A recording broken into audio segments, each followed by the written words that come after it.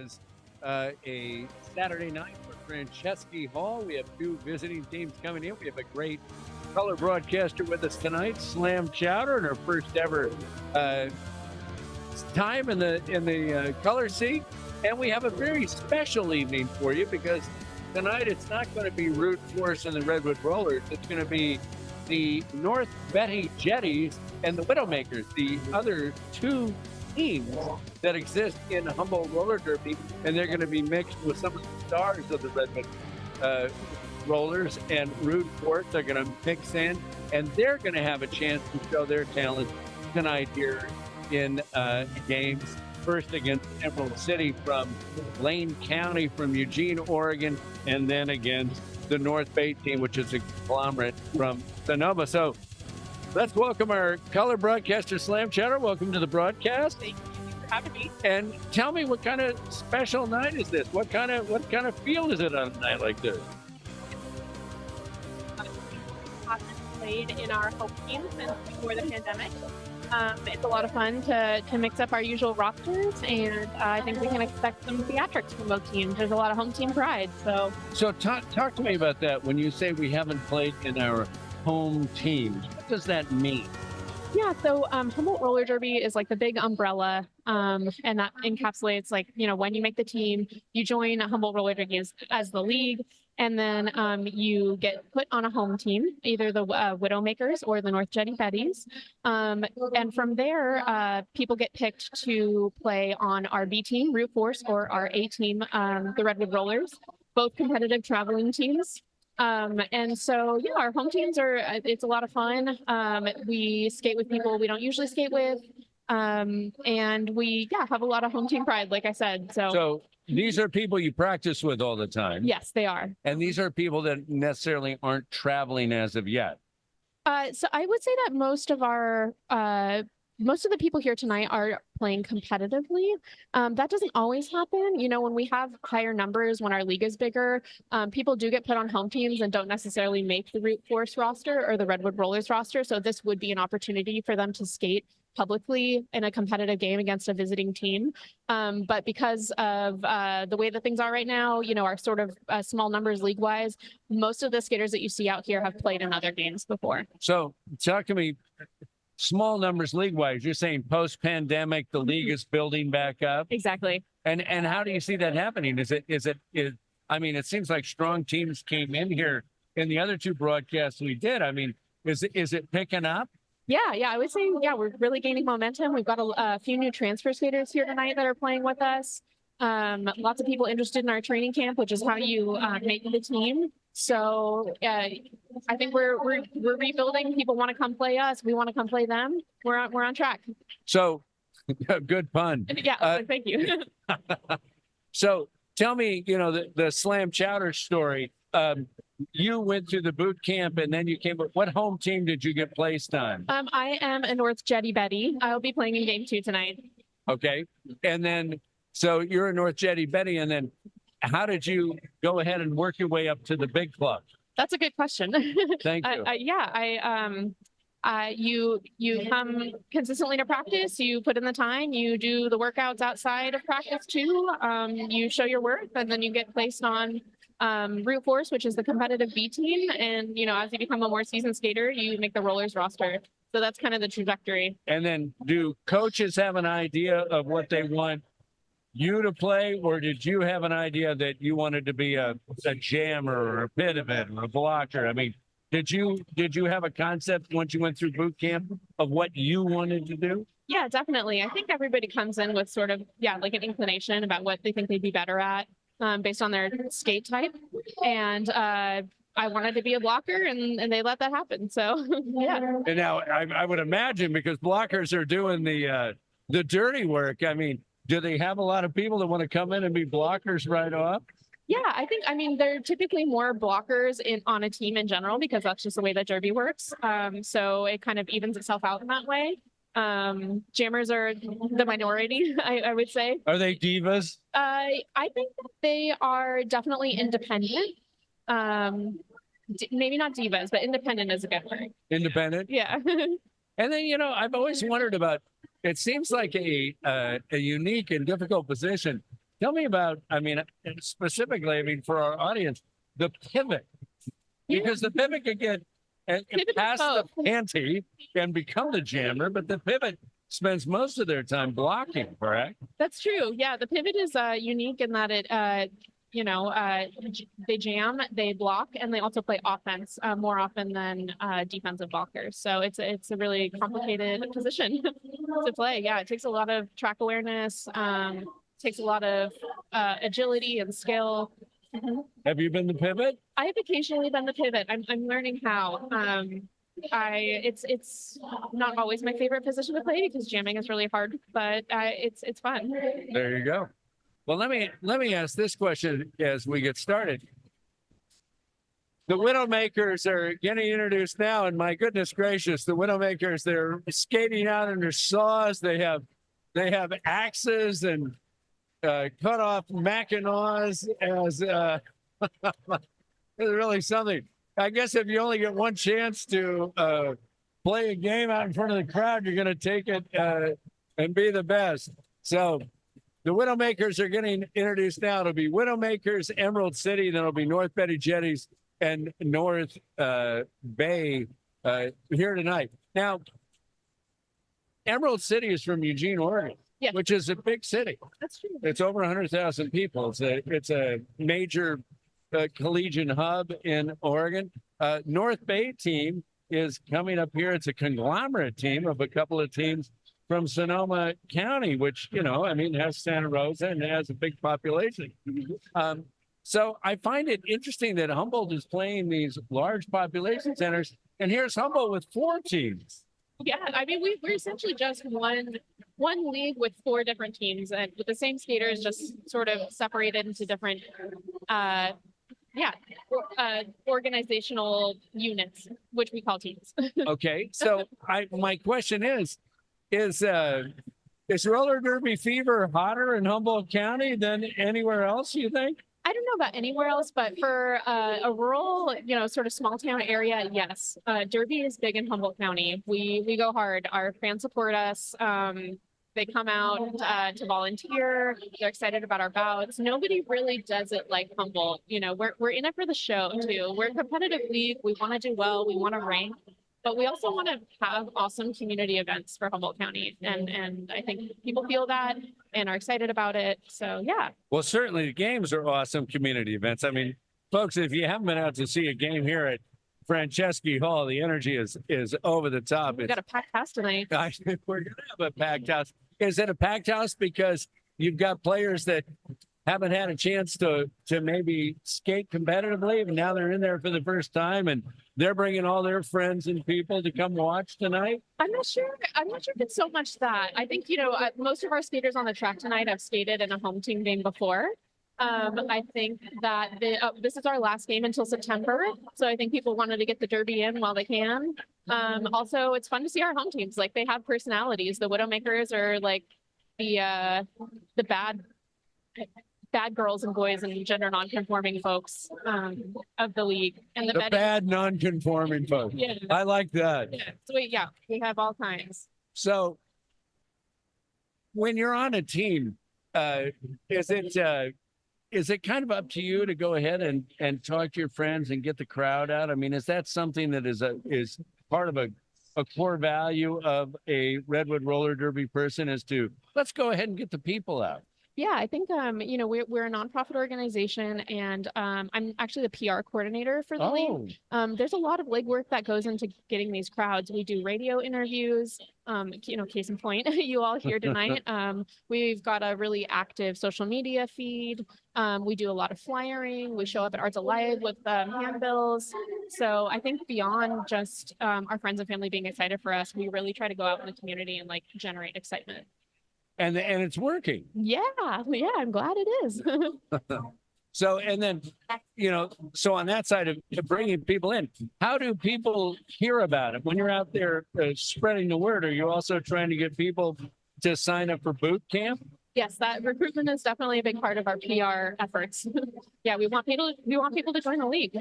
We want people to volunteer. If they don't want to skate, we want people to ref. We want the community to be involved. So how did they get you to do it?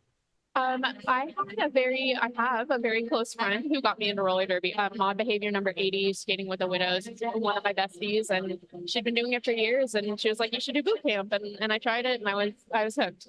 Now, are most of the skaters that skate for any of the four home teams here in Humboldt County, are most of them, have they been athletes before, or are you having people just for the first time ever going ahead and trying something like this? I think it's a mix. Yeah, I think, we've got some transfer skaters.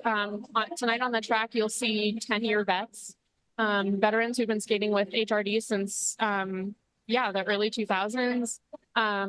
You'll see skaters who just made the team, 6 months ago. So it's a variety. Not just skaters. I mean, we're people, soccer players, basketball players, field hockey, whatever. Oh, I see what you're saying. Yeah, I would say it's also a mix. There's folks who often say, I think this is really common in roller derby, that they say, "I've never played an organized sport before," but there was something about, myself included, I was like a theater kid. So yeah, I didn't play organized sports. But then we have a lot of there's like a big rugby to roller derby pipeline. So there's a lot of former rugby players, volleyball players, softball players, swimmers. Yeah, it takes all kinds. Well, that doesn't shock me about the rugby players, because believe me, folks, I've been out here watching these bouts, and there's real collisions here. There's real hitting here. That's I mean, true. this is the real deal.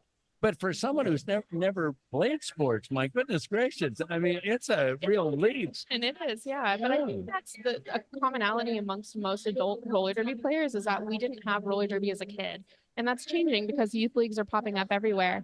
But I think that a lot of us are coming to this, could you imagine playing softball in an organized league for the first time at 30 years old? Like, that's a very unique experience, and that's what's happening here on the track. So let me ask you that question. I mean, that seems like something to ask. Is Humboldt Roller Derby maybe putting a youth league together, you think? We used to have a youth league called the Saplings. The Sapling. Yeah, the Saplings, and they were really active before the pandemic, and we hope to bring them back again. Okay, we're getting ready for the first jam. I just want to tell you, you're listening to KCCH 96.7 Eureka Community Radio from Access Humboldt, and we want to also thank our underwriter, the Speakeasy, Craft Cocktails and Music, open every day at 4 p.m. They're at 411 Opera Alley in Eureka. So we're getting ready. Let me give you the officials for the inside of the track. It's going to be Missy Elliott and Hellwood Blues.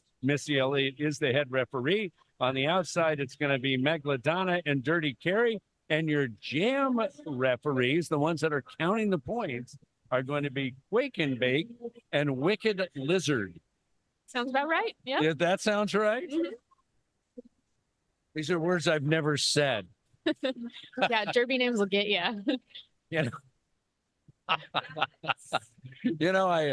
Derby names will get you. I don't know if I'm going to go for a derby name. I think you get to choose one if you're going to continue showing up and broadcasting. I think you're allowed to pick your derby name. I don't know, man. It's a big. Think about it. We'll talk about it next time. Okay. Now, one thing I noticed last time, and we're going to use the slam chowder once to go by chowder. So chowder is what I noticed is in the first skating against the Diamond Divas, the Redwood Rollers were kind of back. But since then, since that roughing up by them, they put themselves right up against the line on the jam. And they are doing so again. But we have a jammer breaking loose for Humboldt. It's Gnome Wrecker, number 15. Number 15, Gnome Wrecker, who will be in the color spot while you're playing the second game. Gnome was the first announcer ever, and Gnome is scoring points as they have broken away. Widowmakers in the green, Eugene in the white. Eugene's jammer also out, and they're going to call off the jam right there. Emerald City picked up 4 points there and take a 4-0 lead. And once again, teams stacked up on the jam. So is this the strategy that Redwood's going with from now on, is up against that line on the jam? No, I think they'll mix it up. We don't want to be too predictable. Okay. It seems like they've done a good job, and especially last time against Santa Cruz, really gumming up the lanes for the Jammers. They did a great job on that night, and they're using the pyramid here. Daddy Longlegs goes down and fighting to the outside is the Jammer for Humboldt out in front. Finally, the Eugene Jammer gets out, kind of bumped out there by Eco-Terrorist. And Humboldt's going to score their first points right here. That's Tasmanian Devil. Tasmanian Devil has played with both teams that we've seen so far in action this season. So scoring points and calling off the jam. I think it was, I'm not sure if I'm correct, but I feel like Humboldt was scoring points on the very first jam. Okay, now we're seeing them up on the board. Okay, the Widowmakers get 4 there. Yeah, I think Emerald City should be at 0. So maybe I thought Humboldt was too. Now look at here. We have Emerald City laying way back on the jam line as they're getting ready for the third jam of the night. And the score has been fixed. Yeah, it's 8-0 Humboldt. Right. Emerald City's Jammer's out first. Emerald City's Jammer is breaking loose. That's number 15, Supernova. And Humboldt has Shaka punched.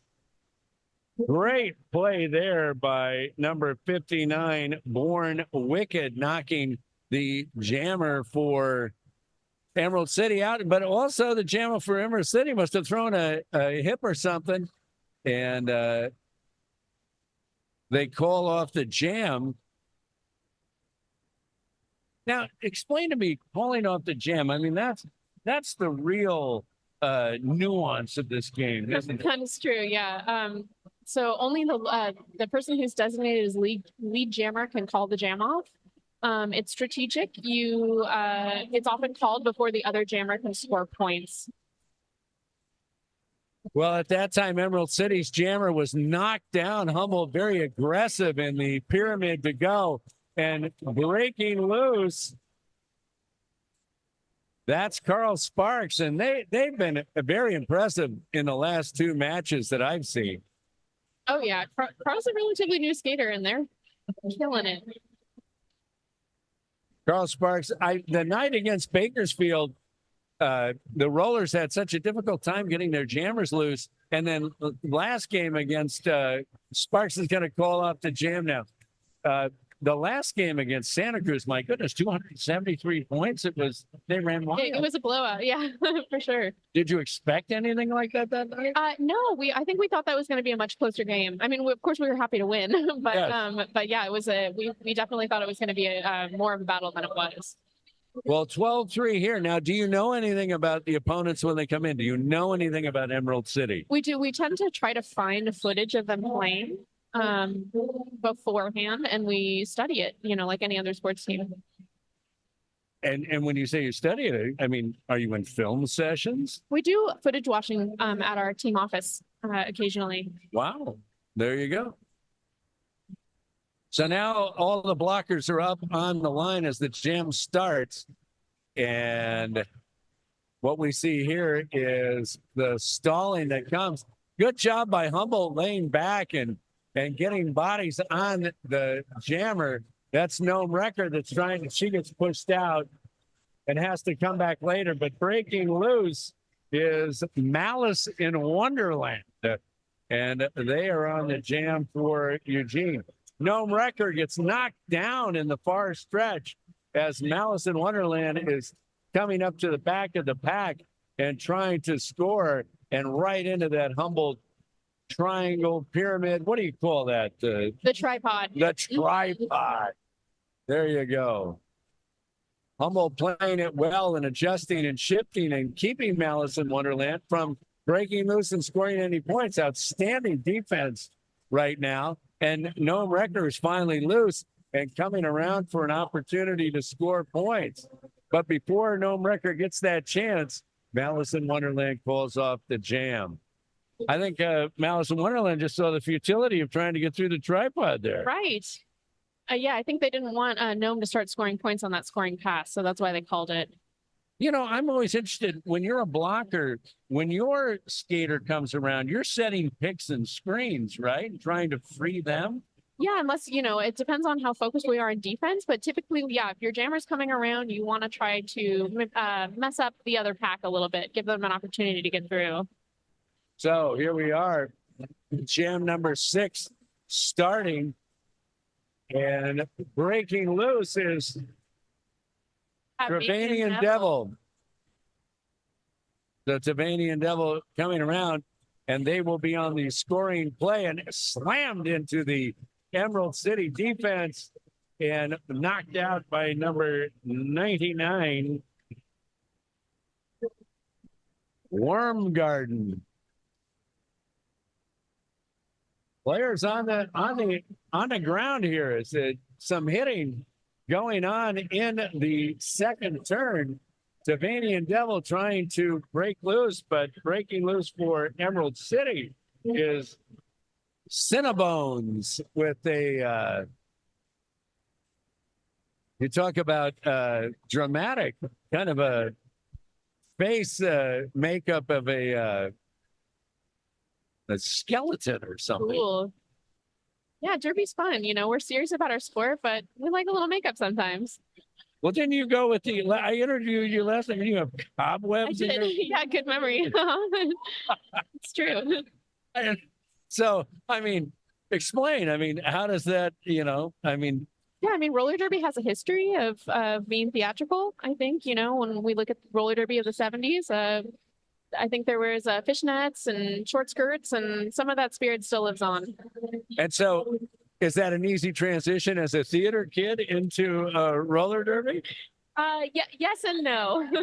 Okay. It's Chakra Punch here, fighting the Eugene blockers. One more to break through. Good job at Chakra Punch. That is just outstanding jamming right there. And coming around on a scoring play. Finally, Eugene's jammers lose, but Chakra Punch is out and scoring. Good. Looks like we're in a power jam situation now. Right, because the jammer for Emerald City is on the bench with a penalty. So in these situations like this, you only have one player on the entire track that can score. And luckily enough for Humboldt, for the Widowmakers, it is Chakra Punch. It is them. So the jam continues. Now, if you're the only one, here's an obvious question. If you're the only jammer that's out there and the other one's in the penalty box, you're never going to call off that jam, right? Right. Yes. Yeah, you would. Actually, sometimes it is strategic to call it off when they have a jammer down, and then we call that a power start. So your next pack starts fresh with a jammer down on the opposing team. Oh, what a great hit there by Mod Behavior, number 80. Mod Behavior. My goodness. Sliding across. That was a check. And here comes a power start here with Emerald City into the second turn. And you've got some scoring there. It's 20-14. So a close start. Chakra Punch takes down the Emerald City jammer as they both were coming down the first straightaway and then called off the jam. Emerald City did win that jam 8-4, and it's 20-14. So a good close start. But we've had some collisions already. Right. Yeah, we're pretty neck and neck so far. This is a good game. So now you get out there, right? Mm-hmm. And do you want to get hit? Do you want to, do you want to engage in that action? Yeah. I think the physicality is something we all kind of really look forward to. Nobody wants to get hit, but. Carl Sparks breaks loose and has to go to the penalty box, though. And here's a very interesting situation in roller derby now. I don't know what you do here. Both jammers are in the penalty box, but now Carl Sparks can come out. Right, because there's no game without the jammers. To have at least one on the track. So lucky for Humboldt because Sparks' penalty didn't last very long because the Eugene jammer went in and Sparks breaks loose. And I've been very impressed with Carl Sparks. They've been very strong in the last couple of bouts. Mm-hmm. Yeah, they're a park skater when they're not playing roller derby, and I think that really translates to their jamming skills. What is a park skater? Skate park skater. Oh yeah, on skates? Yes. Or on a skateboard? No, on roller skates. Really? Now, do you ever go skate at the skate park? I do sometimes. I'm not that great at it. It's fun though. It's fun to try. Definitely changes the game of roller derby when you know how to park skate. And so Carl Sparks, now you say, how long has Sparks been with the team? Gosh, I think Sparks made the team less than a year ago, and they played their first rollers game, their first 18 game against Santa Cruz last month. So they're pretty fresh. And they were great against Santa Cruz. Believe me, they scored lots of points. And Carl Sparks making a nifty move to the outside and not even drawing contact from Eugene and still scoring points. 28-22 in favor of the Widowmakers. We've got some action over there by the penalty box. I mean, that's got to be a nasty situation over there. Carl Sparks, what a great move to the inside and getting away and picking up 4 more points. That was just a nifty move from right to left. That's going to go ahead and get Humboldt to 32 points, 32-26. As this has been of the bouts we've done, this has been the best start we've seen. Yeah, this is a very competitive game so far, pretty evenly matched. I would think that a college town, I mean, we're a college town too, but a college town like Eugene would have a tremendous amount of interest. And that is Gnome Wrecker. Wow. Great move to the outside and on the jam and ready to come around and score some points. And she has some blockers in front of her and a really nifty move to the inside. You know, I'm shocked with how outstanding some of these skaters are on the outside and inside lines. They just have such presence. Look at that leaping over the corner there. Yeah, they're great. They came to us from Portland as a transfer skater and they coach us now. They're one of our coaches. There you go. So 8-0 as far as the jam right now, and it's 40-26 in favor of Humboldt. Jam gets called off, but real lucrative for the Widowmakers as they take it 8-0. Now there's Braun-Luc Picard with a pirate hat. Like a true North Jetty Betty. Is that a North Jetty Betty? So explain the Widowmakers had more of a ruffian logger look. What are the North Jetty Bettys? That's a good question. I think we're sort of like a sassy sailor. Salty situation. sailor? Yeah. The salty sassy. There you go. Kind of an old Eureka down by the waterfront docks. Exactly. Fog, you know. I get it.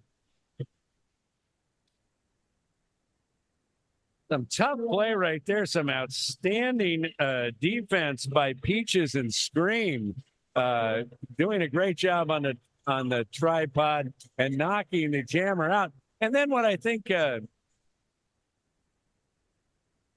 what I saw in the Bakersfield game that they did so well is when they knocked the jammer out, they pushed the blockers back so the jammer has to move back. Peaches is excellent at offense. 42-26. We've got 15 minutes. We're halfway through the first half, a very entertaining first half, and calling some new names out. And the Widowmakers, kind of a home team weekend. Do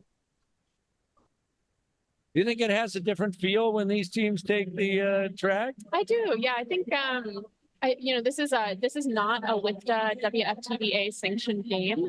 There's a little less pressure on us. I think we're allowed to have a little bit more fun. We're not playing for rankings right now. We're just playing for bragging rights. So, Cabanian Devil. They're not playing for rankings right now. We were talking earlier about the pandemic league. Have most of the teams come back post-pandemic? I think so. I'm not sure what the total number of charter teams across the world was before the pandemic.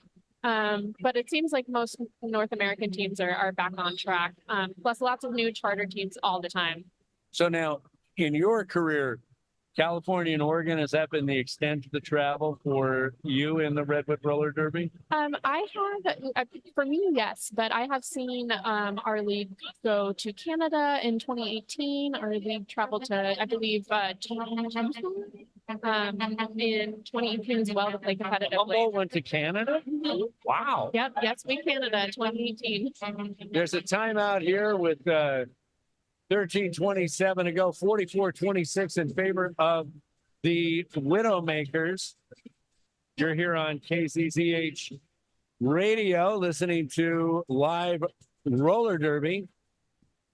Do teams like to come here? Yes. We've had lots of feedback from visiting teams that we're one of their favorite places to play roller derby. Why? What are the reasons they're saying? It's just a great show. We have huge community support. When we've traveled, the events are very athletically oriented. There's maybe 2 or 3 rows of seats for friends and family. It's not a community event in other places like it is here. Not everywhere, but generally that's what it's like. We've got beer, we've got food, we have a live band. We have commentating, we have an announcer. It's just a fun time. It's interesting because every team that has come in that has played the Humboldt Roller Derby, every team that has come in is from a larger area that has an advantage of a larger population base to draw fans. And yet Humboldt does it better. Yeah, we're really proud of what we do here and the support that we get from the community. Now you're the PR person. How often do you work beyond, doing the events with the team? Are you on the phone to people and whatnot? Yeah, it's a pretty constant stream of communication and posting on social media and graphic design. So jam number 11 is starting and breaking away right off the bat for Emerald City is Supernova, but Chakra Punch is following them. And here we come back to the turn 1 and to the tripods, respected tripods. And Chakra Punch, wow. Talk about hitting the hole and getting through. That was outstanding. And she comes around for a scoring time, but the jam is going to be called off. Called off by Emerald City. Now, their lead jammer can call it off. Yes. Either lead jammer. Yeah, but only the lead jammer. And the lead jammer for Emerald City called that one off because Chakra Punch was so far in front. I'm just asking that Chakra Punch looked like, there were 4 more points easy to get. They would have started, Chakra would have started scoring points had she hit the pack. So that's why they called it off. Okay, 48-30. That's some insight there. So here we go. Humboldt is on the line, but playing a looser defense. A looser tripod is Emerald City, but they're playing a loose defense for the wrong person because Carl Sparks has just been so outstanding for Humboldt these last 2 bouts. And they are coming around, clapping their hands, getting their team organized. And look at this. Going ahead and using the blockers as a screen, but then out skating them, passing them, and going around to get Chief. They are clapping their hands and they break in formation. It's very impressive how Carl Sparks is working with their blockers to go ahead and open up some free space in which to skate and score. And the score is racking up for Humboldt, 56-30 at this point. Widowmakers ahead. Sparks now 3 times around, going on a 4th time around. 12-0 as far as the jam. I'm shocked that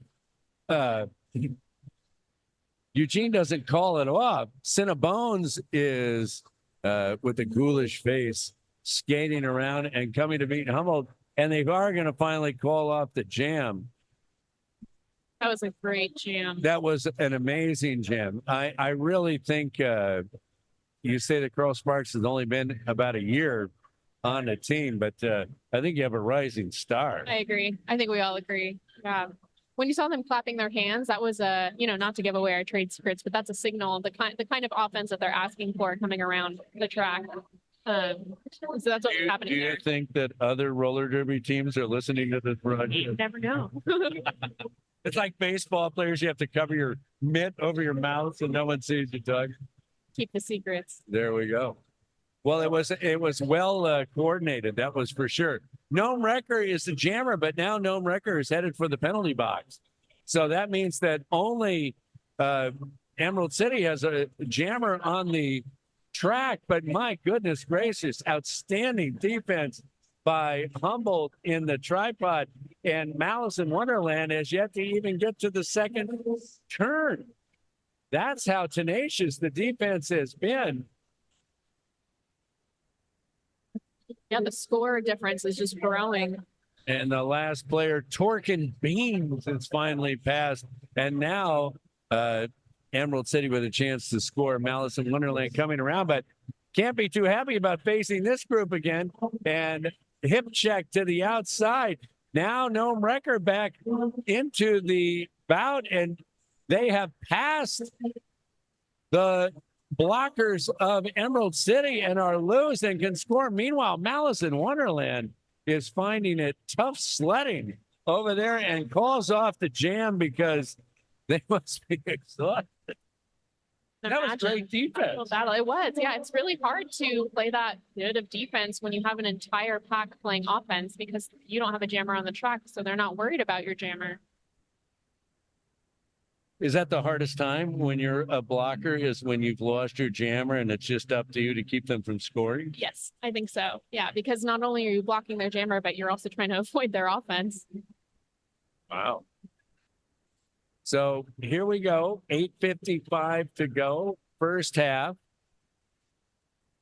And everybody is clogged up there at the jam line here on the first straightaway. Nobody's even been close to turn number one yet. We've got jammers having to be pushed back. Outstanding defense by Humboldt. That was the biggest change between the Bakersfield bout and the Santa Cruz bout that we saw. Bakersfield was a really tough team. Oh, they were brutal. Breaking away, Tavanian Devil. And Tavanian Devil will have the first chance to score in this jam. Coming around determined. And, giving a hip check back. A little, you can dish it out and take it too. But clogged up now. Mythical Beast is trying to be the jammer for Emerald City. Knocked down. They were the pivot and been past the panty.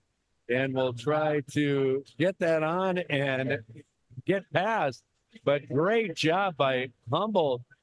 Staying on, that's Daddy Longlegs and number 59, Bjorn Wicked. Bjorn Wicked making the play to keep Emerald City from having any chance of scoring. And now they're jammers to the bench. Now, here's a question. If I'm the pivot and I get past the panel and now I'm the jammer, but then I've committed a foul. Can I pass the panty? No, I have to go with the jamming panty you as the jammer to the penalty box. Go to the box. There you go. Yeah, number 59, Bjorn Wicked, is a returning skater. They were skating with us before the pandemic and took a break and just rejoined the team about a month ago, I think. So this is their first game in a few years, and they're really killing it. Wow. Well, Bjorn Wicked, I mean, obviously size and strength. They're a powerful player. I mean, there are some powerful players in this league. Yeah, very athletic. Now, you're not one of the larger players. I mean, is it are you sore the next day after a meet? Yeah, sure. I definitely get pretty beat up out there sometimes. You just have to use, what you got to your advantage. Okay. No size or weight restrictions in this league, so players can be as large or small as they as they can be. It's the beauty of roller derby. It's all sizes and shapes are out here on the track and have different advantages, and it's really awesome to watch. Now, do you ever get, a little hot under the collar about, some hitting or some, you ever think, oh, that's so-and-so, and you're going to, Oh, for sure. Yeah. I think, usually it stays on the track, but yeah, I think, you get hit several times with the same person. They just keep taking you out and you've got it in for them. You want to get them back. There you go. So Chakra Punch coming up 64-32. Humboldt has doubled up Emerald City to this point. 5:26 to go in the half.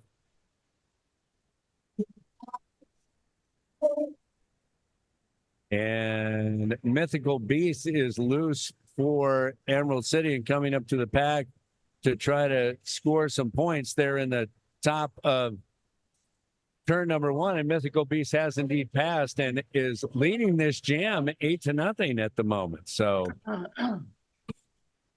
a nice little comeback here for Eugene. Oh, there's a hit. And then Mythical Beast squirts loose. So originally hit there by Mod Behavior, but able to get away.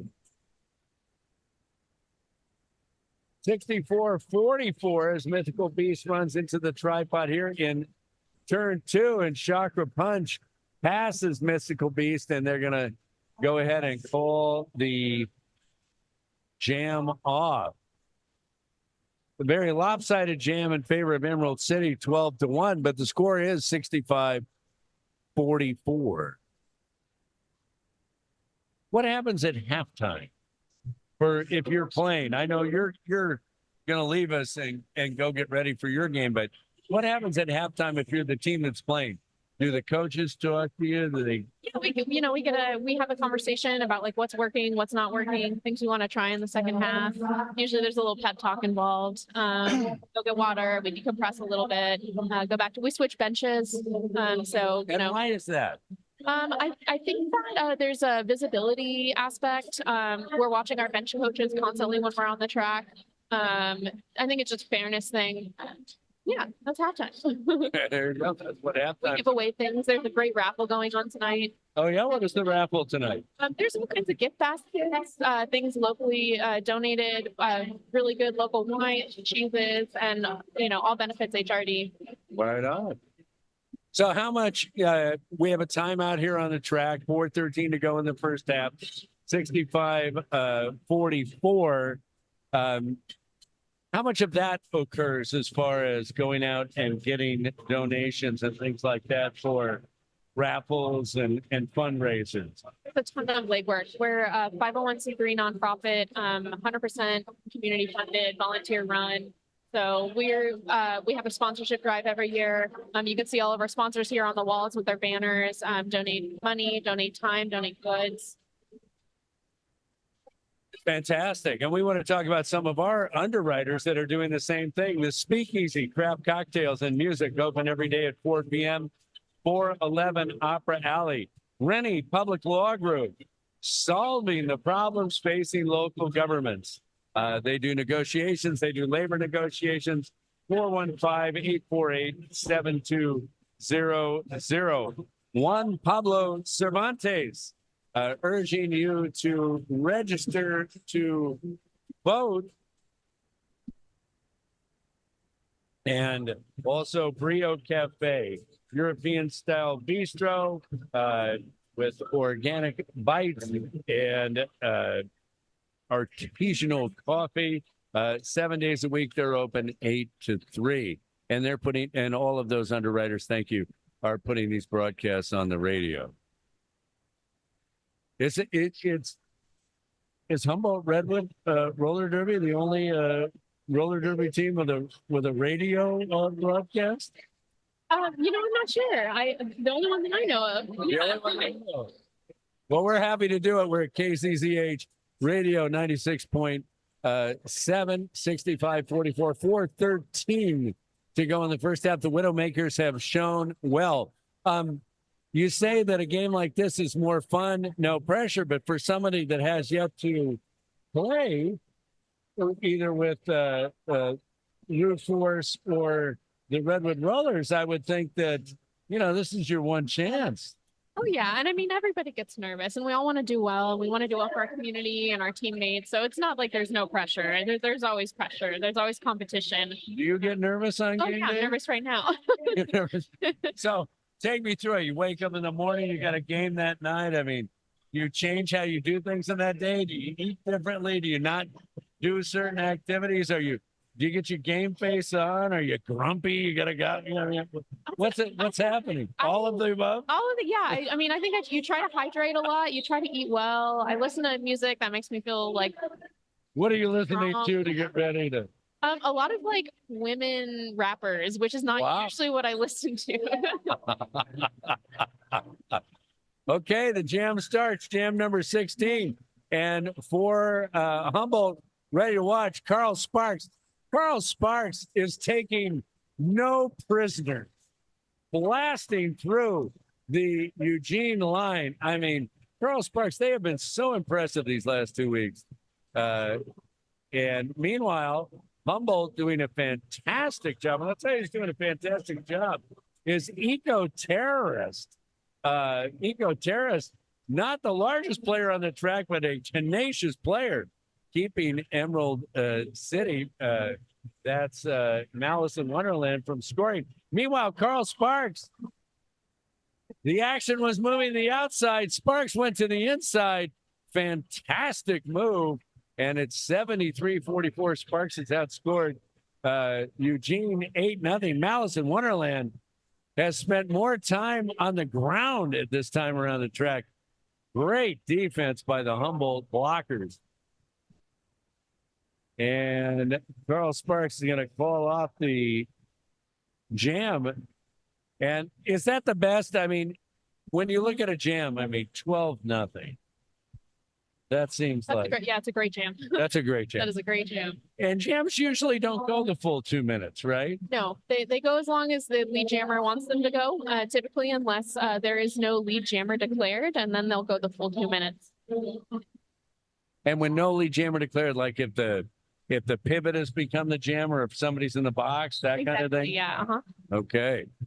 So here we are, gummed up on the start line. And Noam Recker head down like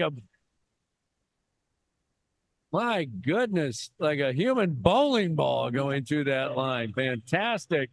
And Noam Recker fighting to the inside and breaking through and scoring points.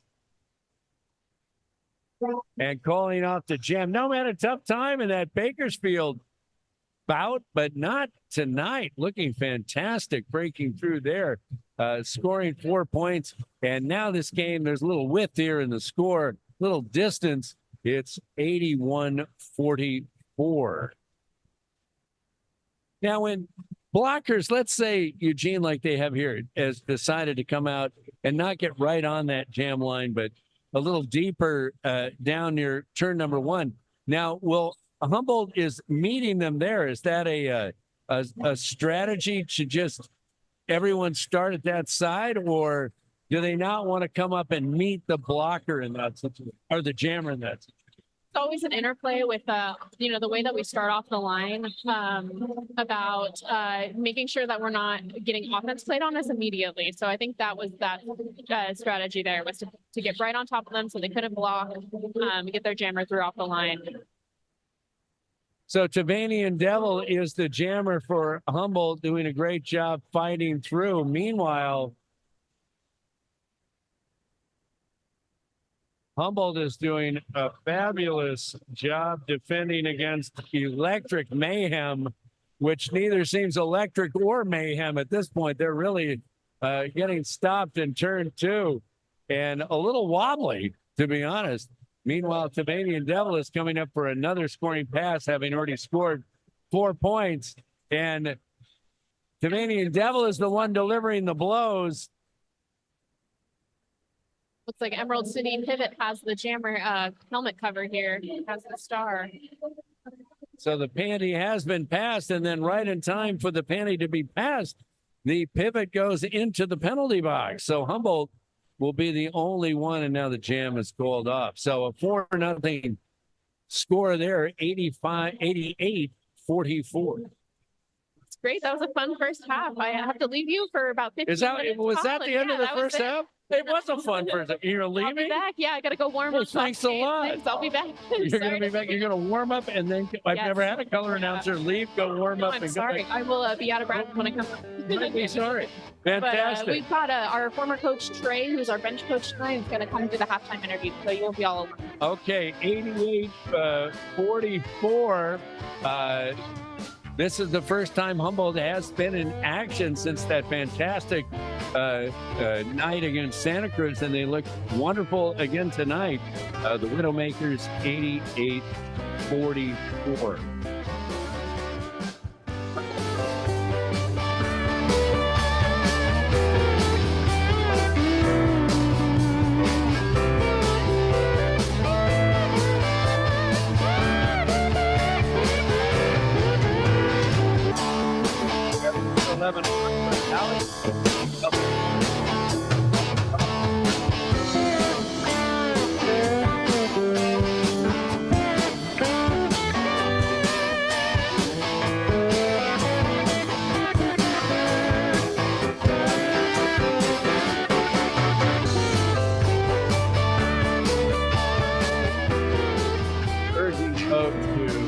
Go ahead. This is a big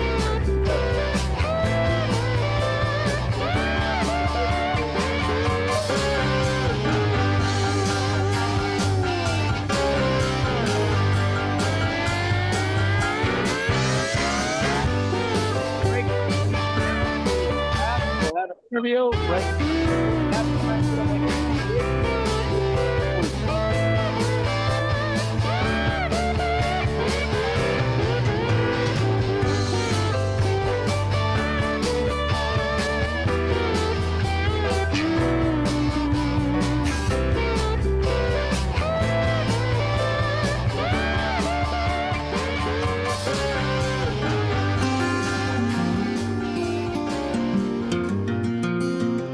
Welcome to the KZZH Community Calendar for the week starting Friday, April 26th, 2024. On Friday, April 26th, check out the Stranded Marine Mammal Lecture and Training from 5:30 to 6:30 p.m.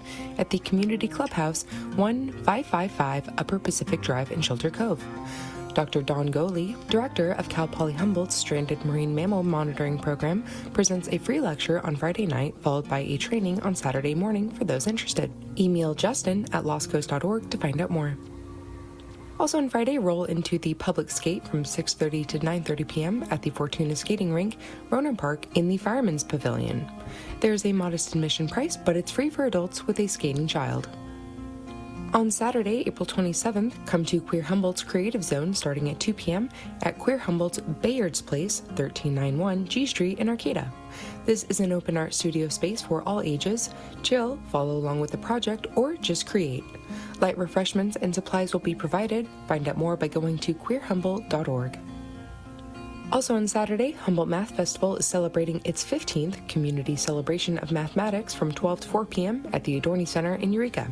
The festival includes hands-on fun with puzzles, games, contests, demos, and make-and-take activities. Explore math's connection to science, technology, engineering, and art, along with college and career info. For more information, visit humboldtmathfestival.weebly.com or call 707-845-7465. Finally, on Saturday, you can make it out to Redwood Acres for the Humboldt Roller Derby. KZZH has got you covered. You can listen to descriptions of the games starting at 5:45 p.m. on KZZH 96.7 or streaming on kzzh.accesshumboldt.net or live stream the games on Access Humboldt's YouTube page. It's the next best thing to being there. On Sunday, April 28th, check out Ridiculously Big Mother's Day Craft Fair from 11 a.m. to 3 p.m.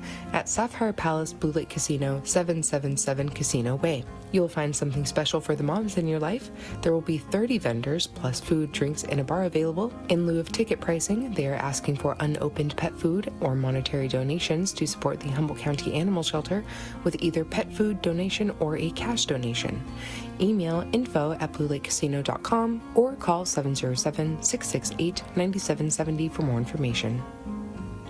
Also on Sunday, don't miss the annual Coast Guard Housing Garage Sale from 10 a.m. to 4 p.m. at Coast Guard Housing, Coast Guard Street at Price Street in Eureka.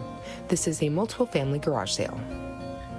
Finally, on Sunday, hone in your skills at all-level samba drumming from 12:30 to 2:30 p.m. at HLOC Space 92 Sunnybrae Center in Arcata. Drums will be provided, no experience is necessary, and beginners are welcome. There's a modest sliding scale for admission. Email samba.arcata@gmail.com to find out more.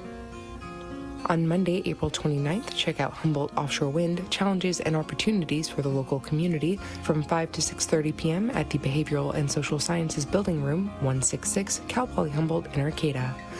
The 20th Annual Victor T. Schwab Memorial Lecture on Local Politics.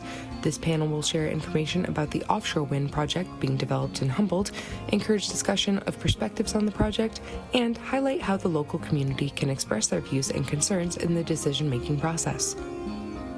On Tuesday, April 30th, break out your dancing shoes for the Baywater Blues Fusion Dance from 7:15 to 9:15 p.m. at the historic Eagle House, 139 2nd Street in Eureka. This is a half-hour dance lesson followed by social dancing. Come solo or bring a friend to learn and enjoy partner dancing to blues and modern music. There's a modest sliding scale for admission, but it's free for kids 12 and under. Email baywaterbluesfusion@gmail.com or call 707-496-4056 to find out more. Also on Tuesday, check out English Express, an English language class for adults. You can build English language confidence in this ongoing online and in-person class. All levels and first languages are welcome. You may join at any time and pre-registration is not required. Go to EnglishExpressEmpowered.com or call 707-443-5021 to find out more. On Wednesday, May 1st, strap on your hiking boots and come to the annual Humboldt Trail Summit at the Sequoia Conference Center from 9:30 a.m. to 1 p.m. Visit with tablers from trail supporters between 9:30 and 10:30. The speakers will begin at 10:30 and include updates on the Great Redwood Trail and other local trails. Tabling will continue from noon to 1 p.m. Refreshments will be provided. Also on Wednesday, it's the Area 1 Agency on Aging social gathering from 10 a.m. to noon at Hot Brew, 904 South Fortuna Boulevard in Fortuna. A1AA invites you to the social gathering during the month of May to build community and friendship in recognition of Older Americans Month. Each event will be led by an A1AA staff member with a coffee breaker topic. This time, it's beloved pets, old and new. On Thursday, May 2nd, come to the Basket Rattle book release party starting at 7 p.m. at the Arcata Library, 500 7th Street in Arcata. The book is shadow puppeteer Sean Powers' memoir in stories and describes his 40-year pursuit of 100 musical instruments, their home cultures, and related life experiences. To submit your nonprofit event to the KZZH community calendar, go to kzzh.accesshumboldt.net and follow the community calendar link located near the top of the page. Your event information will be read twice a day, at noon and 5 p.m. on weekdays and at noon on the weekends. Your event information will also be shared on Access Humboldt TV's bulletin board. Access Humboldt, local voices through community media. For KZZH in Eureka, I'm Isabella Vanderheiden. Make a difference. Donate to a College of the Redwood Scholarship. This week, we're highlighting the Colin Bibler Memorial Scholarship Fund. Colin Bibler was prominent in our local theater community and was a former student at CR. Colin's life was dramatically changed when he was diagnosed with a schizoaffective disorder. His family established this scholarship to support students living in Humboldt County who are pursuing their education despite mental health setbacks. Google College of the Redwoods, click on the donate button, and support the Colin Bibler Memorial Scholarship Fund today. Back here at Franceschi Hall, there we go. Back here at Franceschi Hall, where the score is Widowmakers 88, Emerald City 44. This is a special night. They call it Home Team Night, where the Widowmakers and the North Betty Jetties get a chance to compete against out-of-town teams. They get on the track and they get to play. These aren't games that are played for the rankings, but these are games that are competitive between the squads. So a big crowd out on hand, as you know, extra folks that are out supporting some of the players that have yet to appear for Humboldt Roller Derby this year. So it makes for a very exciting evening. So that's the situation here. We have about 30 seconds before we go to half number 2, 88-44, the same kind of outstanding play that we saw against Santa Cruz, which was the last time Humboldt Roller Derby was in action, was back in March. They did not have a road game, so they haven't been out there for a month. So this is a very impressive performance, having laid off at that time. The same recipe of outstanding defense at the jam line. The tripods have been fabulous at keeping Emerald City from having their jammers break loose. And I'll tell you, we've seen some stars develop for Humboldt as Chakra Punch, Savanian Devil, and then especially Carl Sparks in this game and last time against Santa Cruz have really done a great job breaking loose, something that didn't happen against Bakersfield, and scoring points. So it's been fun to watch the transition for those teams. We're getting ready for jam number 1 of the second half, 88-44, and Chakra Punch is going to be the jammer for Humboldt. You've got the jammer for Emerald City starting in the penalty box, which is an unusual way to start the second half. Chakra Punch breaks loose and is going to be able to come around on a scoring run. She's got her entire blockers in front of her and goes straight into the tripod.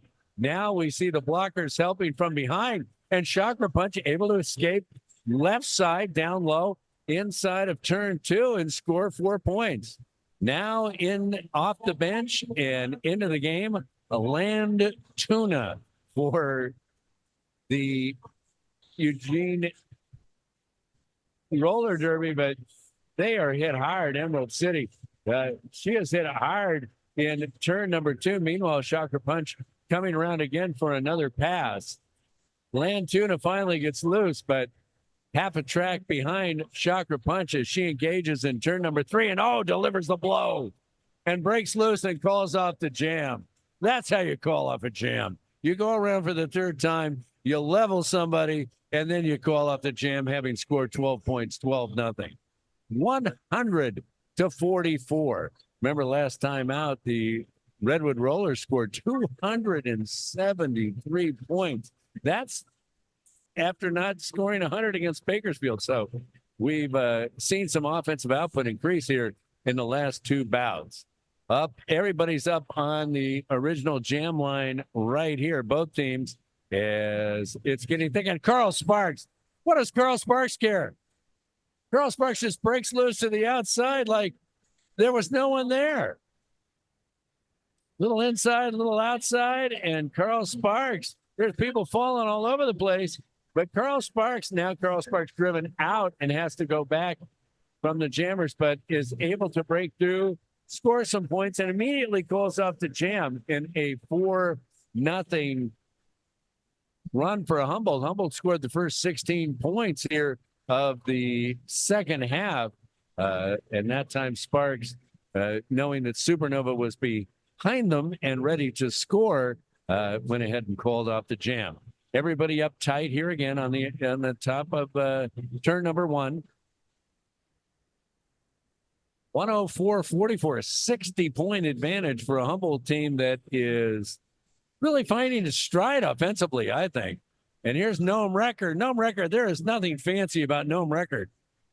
3 yards in a cloud of dust, as Woody Hayes used to say. Noam Record breaking through the line and taking on the Emerald City tripod, pushing, and here, tiptoeing along the line and breaking out here in turn 2. That was just very athletic. A lot of pushing and then some real agility to get past. Now Noam Recker into a scoring pass, and that's no problem. Doomity Doom is the jammer for Emerald City, but who would know? Because Doomity Doom has been locked up by outstanding defense. And once again, we were told that first bout in years for number 59, Bjorn Wicked. I'll tell you what, Bjorn Wicked could be the blocker of the match here for The Widowmakers, they have been outstanding. Meanwhile, Gnome Wrecker having their way with them. Outscored Emerald City 8-0 at this point. A spin move into turn number 3 and loose again. Why, look who's here. It's Slam Chowder. Hey, Chowder, how you doing? Out of breath. How was the warm-up? Good. Helps get the nerves out. You know, it's interesting. You're going to go do roller derby. You have an ascot still. I mean, Part of the Betty's, vibe. Like I said, the Betty vibe is an ascot. I see. I don't even know when the last time I said that word was. 116-44, a 12-0. You had 12-0, back-to-back 12-0s. Carl Sparks and now Gnome Wrecker. Gnome Wrecker starting to get back on the board for Humboldt. Doing a great job here as a jammer. Eco number 20 is this is her first game with HRD. She comes to us from Cherry City up in Salem. And that was a road game for Humboldt. They went up to Cherry City, and the Redwood Rollers took it on the chin up there. So, and a player, you didn't trade for this player. They just moved down to Humboldt County. Yes, yeah. They moved here and then joined our league. Right on. Did you ever remember playing against them? Not personally. Eco seems to know some folks on the Emerald City team, though. So I think Emerald City and Cherry City maybe have some skaters in common. I bet you, or a rivalry. Salem and Eugene. Salem, the capital of Oregon. Eugene, the largest college town. Devanian Devil loose. And coming around for a scoring try. Supernova is the jammer for Emerald City, but that jam is going to be called off. So where did you warm up? I didn't see people warming up on the track. We run around in the parking lot. You run around in the parking lot, not with your skates on. No, it was an off skates warm up. We just get stretched. We stretch and have a little pep talk, and that's our off. In the parking lot. In the parking lot. There you go. Doesn't get any better than that. Parking lot here at Franceschi Hall, just out the door of the east side of our hall. Chakra punch. Oh, nice move. And then straddling the line, they're going to say she went out. But a fantastic move, I thought. Danger up at the front. And here we go. Knocking Deadly Dorothy out of bound. Deadly Dorothy taking it on the chin again and being knocked out of play and having to go back and start over.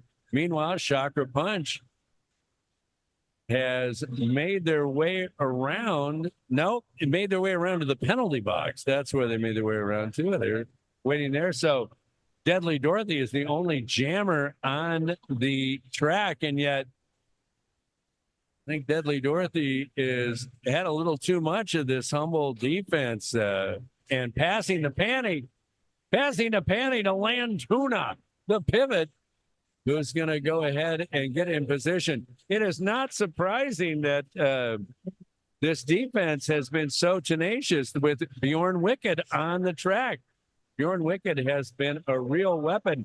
Meanwhile, Chakra Punch out of the penalty box, and you know what? There's no problem. Chakra Punch has also had a great last two bouts offensively. Chakra's just a great, consistent jammer. Just so level-headed. Well, what does that mean, a level-headed jammer? I think just, very calm. Even when things get tough, I think she just pushes through at the same speed, doesn't get discouraged, super strong. She's like a yoga teacher. She's a yoga teacher? Mm-hmm. That's fantastic. Where? I guess we can't ask where, but I'm actually not sure, so I wouldn't be able to answer. Yeah, there you go. I mean, that would be an interesting. I just wonder how the two disciplines meet: roller derby and yoga. Well, I think one thing that has occurred for Humboldt, especially after that Bakersfield bout, is the jammers, it seems, from Humboldt have got a lot more physical. That's true. I think, yeah, even, blocking against them on a day-to-day basis, I feel like they've really stepped it up. I'm getting hit hard all the time. Was it hard to get back into it after the pandemic as jam number 6 gets started here? Yes. Yeah, it was hard to get people to commit. It felt, we felt noodly being on our skates again for the first time after years playing roller derby. So it was tough, but I think we're back in full swing now. Carl Sparks is in full swing. They break through again. Nobody's been able to contain Carl Sparks.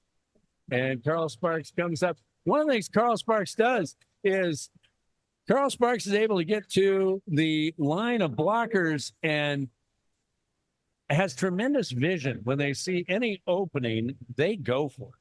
Yeah, always moving forward, not laterally. That's an important part of jamming. I think they really utilize it. So 126 to 58. And Bjorn Wickett back on the track. And I mention that because I think Bjorn Wickett has been a real difference maker here in this game. And jamming for Humboldt will be Gnome Wrecker. And knocked out is the Emerald City jammer. They came much faster to the line than Gnome Wrecker. Gnome Wrecker is still trying to find their way through and will break through. I'll tell you one thing about Gnome Wrecker. Gnome Wrecker takes on the blockers real well, but has real nimble feet around the end lines. Wow, what a hit there. Great hip check from Bridge of Khazad-dûm for Humboldt. Fantastic. The jam is called off 129.58. Now, we see the constant taping of the track. Yes, that is ongoing. It gets, we roll over it and it gets messed up. We don't want that. Okay. Is everybody taught how to tape track? Is that a job you might have as a... I think that is something we all do at one point or another in our derby career. There you go. So here we are in jam number 7. And breaking loose, Tavanian Devil. Once again, another impressive Humboldt jammer taking on the blockers for Emerald City and then finding the lane and breaking loose and getting ready in the scoring position. That time, fantastic screen set there by Peaches and Scream. The jam's going to get called off. Humboldt winds up winning that jam. They're going to post the score here by a score of 3-0, 132-58. Hey, you're listening to KZZH 96.7 Eureka Community Radio from Access Humboldt.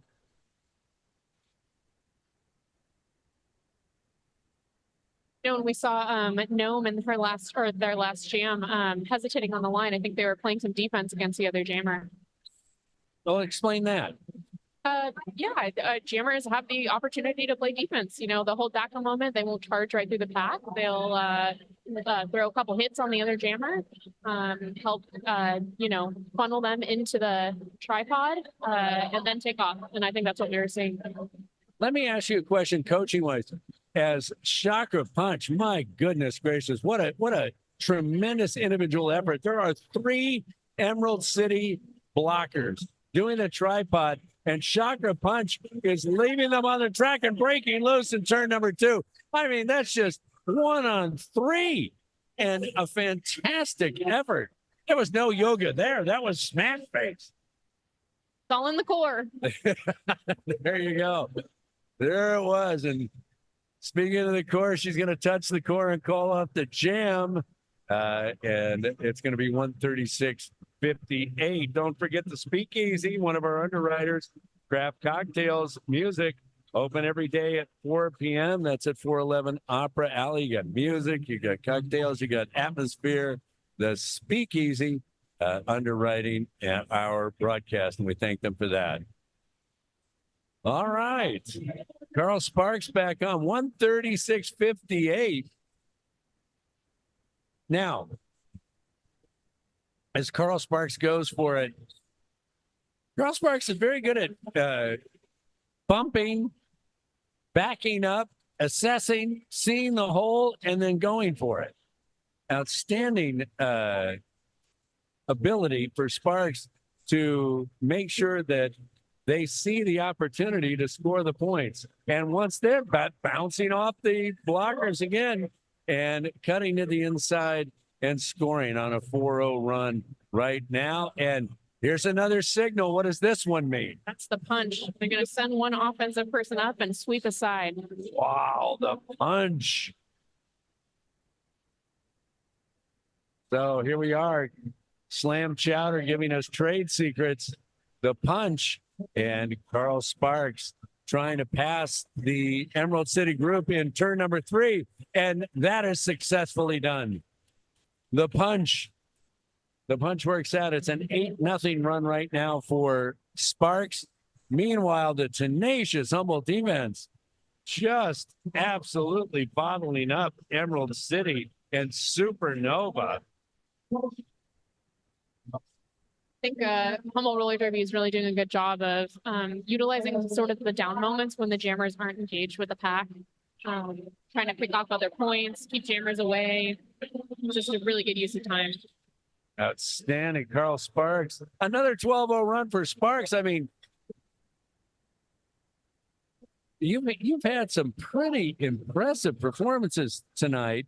I mean, those are crushers, aren't they? When you're playing a team and they keep throwing out, jammers that can pass 3 times full and make 12 points in a single 2-minute jam. Yeah, we're killing it. It's exciting. We've had a few wins like games like this. I think we're just Wow, Noam Wrecker faking inside, going outside, the old bait and switch, and they're loose too, and they're going to come around, and there's a big Eugene presence down here in turn number 1, and Noam Wrecker goes right into it. Noam Wrecker piling into the Eugene tripod and scoring points, and now being called for a penalty. Maybe a push there, and they're going to go to the box. Meanwhile, Malice in Wonderland for the Eugene Emerald City team, and getting jammed up in turn number 3.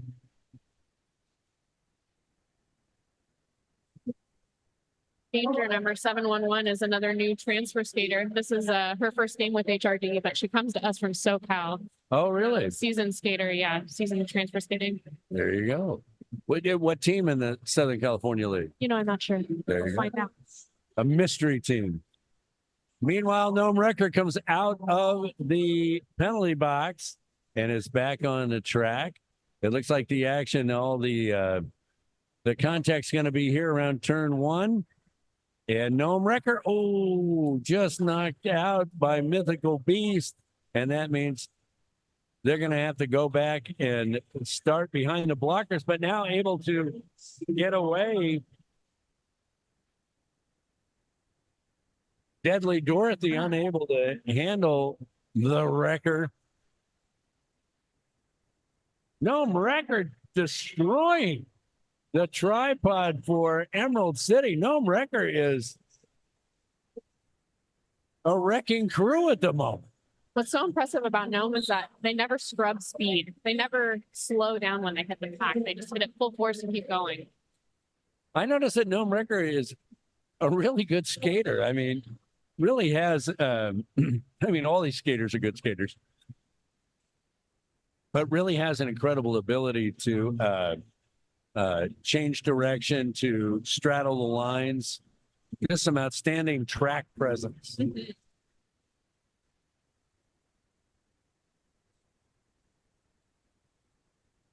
11:53 to go, 160 to 67.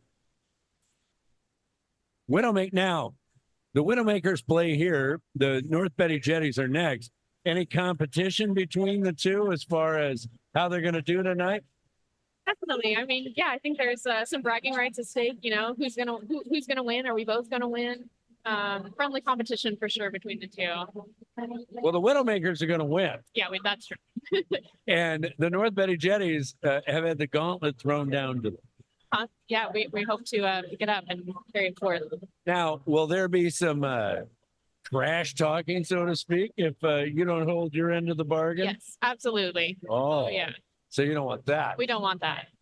Meanwhile, back on the track, it is Tabanian Devil getting out of the log jam there on turn number 2 and then calling off the jam. Tabanian Devil winds up outscoring Emerald City 8-0. There's a timeout, and it's going to, as the points are assessed, Humboldt comfortably ahead by over 100 points with 10 minutes and 40 seconds to go here in the bout.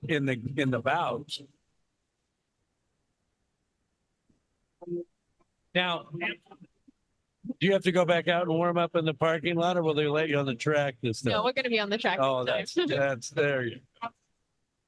Yeah, after this game, I'll go gear up, and we'll do our team warm up, and we'll do our skater intros, which will be a lot of fun, and then we'll start playing. Now, the Widowmakers tonight had a thematic intro. Do you have a North Betty Jetty? We do indeed. Okay, Yeah. so I won't ask. No, it'll be fun. It'll be fun. Does the ascot have anything to do with it? No. You're not going to wear that when you play, are you? When I play, no, just when we do our rollout. We've got some fun props and other things. Okay. So the fun props are for the rollout. But once that clock starts, all business. You know, one nice thing, if you come up from boot camp as you're recruiting people, because you have a night like this, a home team night, you can assure people that they're going to play in about. Yes, exactly. And that's outstanding. It is wonderful. Yeah, I mean, we definitely want to give opportunity to all our skaters of all levels. So it's a really good chance to practice a competitive game. So here we go. A different look. Danger is the jammer, and you've got Chakra Punch as one of the blockers. So I haven't seen Chakra Punch as a blocker before. Danger, very fast. My goodness. From Southern California and just moving at a different pace. Yeah, I think when we have scores like this, we like to mix things up a little, let folks jam who aren't typically jammers. But I mean, are you always looking for new jammers? We're always looking for any kind of new skater, but jammers included. Well, I'll tell you what, Danger is quick. I have a feeling they were a jammer on their last team. Showing it here. Not the straight ahead power that we've seen with the jammers tonight, but very good on their skates, very nimble and very fast. Lots of fancy footwork happening. Do you like that in a skater, the fancy footwork? I think it depends on the kind of jammer you are. You know, some people really utilize that to their advantage. Some people are like, no, just power through. Some people are like Carl, you know, really straightforward. If that's Danger's MO, it's working for her. Danger is over there on the far lane now. Emerald City finally has their jammer out of the penalty box. Danger has outscored Deadly Dorothy 12-4 during this jam. Deadly Dorothy doing a great job staying in as there is all kinds of pileup there on the far straightaway. Danger is in the penalty box. So Deadly Dorothy, the only one that is able to score during this period of the match. Oh, Chakra Punch. Not just a jammer delivering the blow. And that's going to put an end to Deadly Dorothy's jamming experience.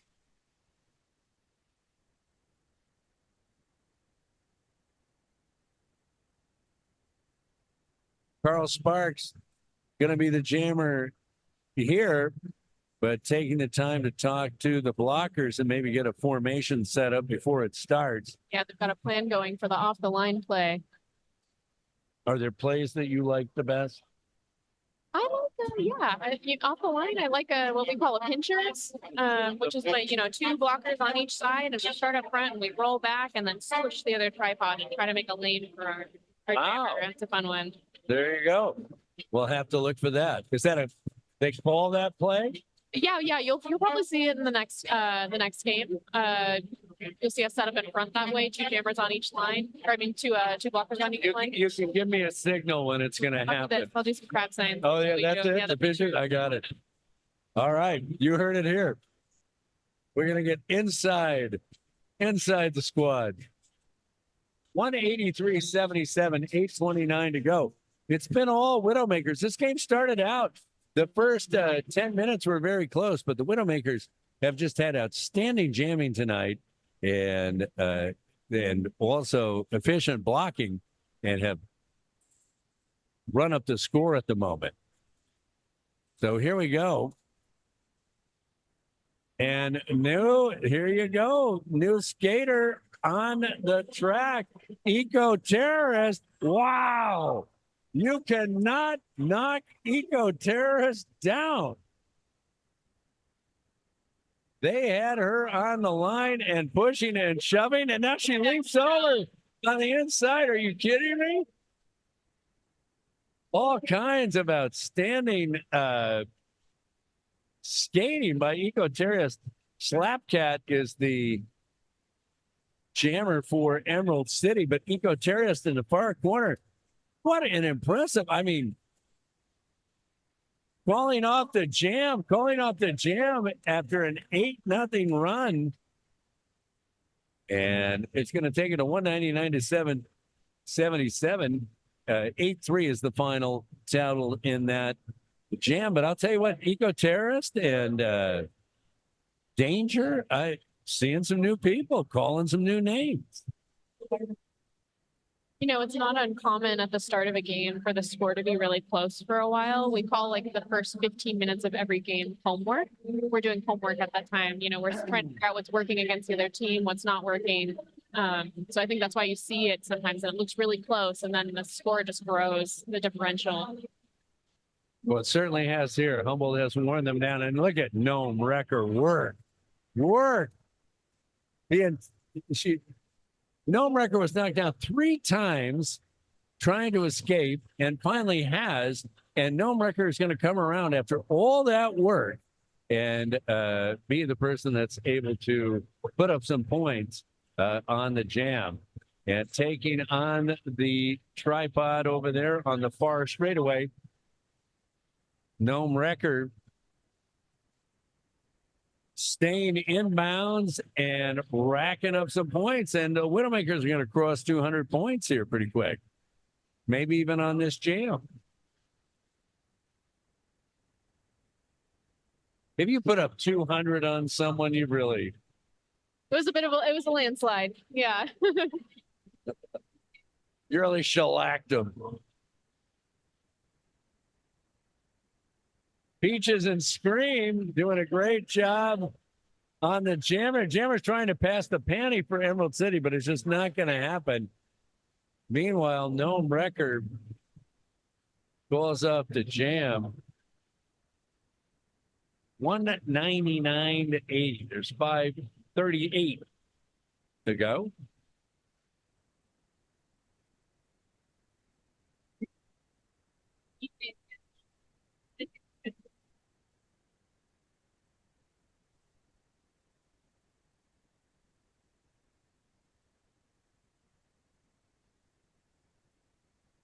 So the jam starts. Tavanian Devil is the jammer for Humboldt and doing a great job as they look to get away, knocked down, but getting away by the time they get to turn 2. Not so for the Emerald City jammer, still backed up, and who else but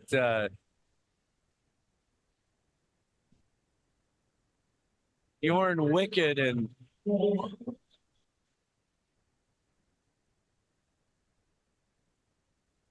Peaches and Scream is in there.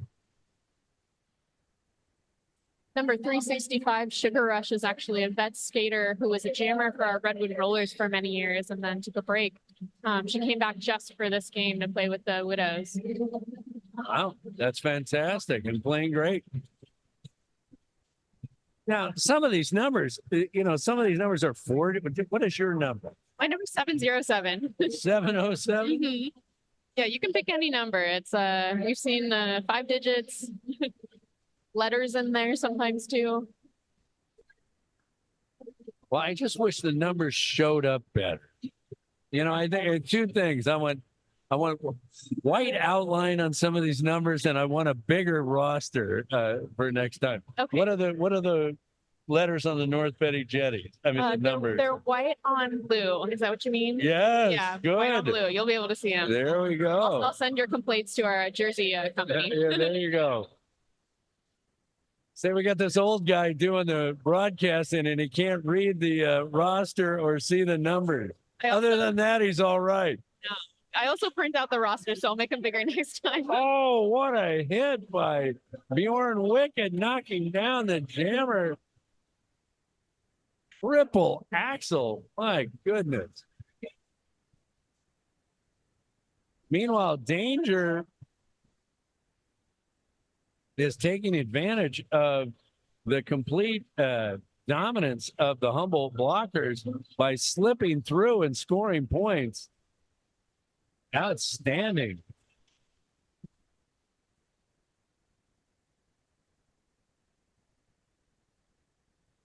So you've got it all for Humboldt tonight, jammer-wise. You've got the power and you've got the speed. Jam called off. And Widowmakers have some great jammers on their team. 11-2 jam that time, 2:33 to go, 2:17 to 82. Well, what about the North Betty Jetties? Great jammers? We've got some great jammers too. Who are your Yeah. jammers? I think we've got Mad Cloud Disease. We've got Cherry Bomber. I'm trying to think who our other jammers are. Not Lisa, who's returning after an ankle injury, and 2 more. And I can't think of them now because I have jamnesia. But Jamnesia. Mad plow disease. There you go.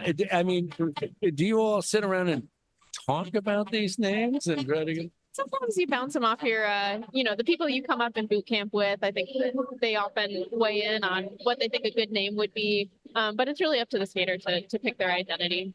And you came up with yours yourself, or was beyond the clammy hands? Yeah, I came up with it myself. Yeah, a lot of people thought it was pretty funny though. Everybody loves a good food pun, so. There you go. 221 to 82. I always liked this song. I liked the video that went with this song, and she was. It was kind of like a Chagall painting. She was kind of floating above the. I always liked it. Well, you gotta like the band tonight. Yeah, we're so grateful to have the Dirty Derby Blowhards here. They show up for us every time. It's really awesome. I don't think any other Derby team has a live marching band. So, I mean, there's a full drum kit behind us. Did the Humboldt Roller Derby go out and contact them to come and? I had no idea how that relationship started, to be honest. Yeah, I'm not sure. I think Before you started, did it? long before I started. I There think you this is the same band that plays for the Crowds. Yes, a lot of the people. 141 to go, 221 to 82. The outcome was decided a while ago. Just some outstanding efforts by Humboldt. And I will say this, even with a big lead, this Widowmaker team has kept playing and played hard.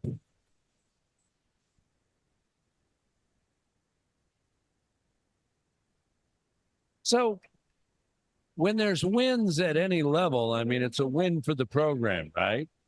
Yes. This is a win for Humboldt Roller Derby. It won't count towards our rankings because this isn't a WFTDA sanctioned game, but it's a win under our belts that we're proud of. And we're going to take what we learned here tonight and bring it forward to new games. And now do the Widowmakers hang out and get to cheer you guys on? Yeah, I think everybody will probably grab a beer if they're not volunteering and sit in the crowd and cheer us on. I might have to do that.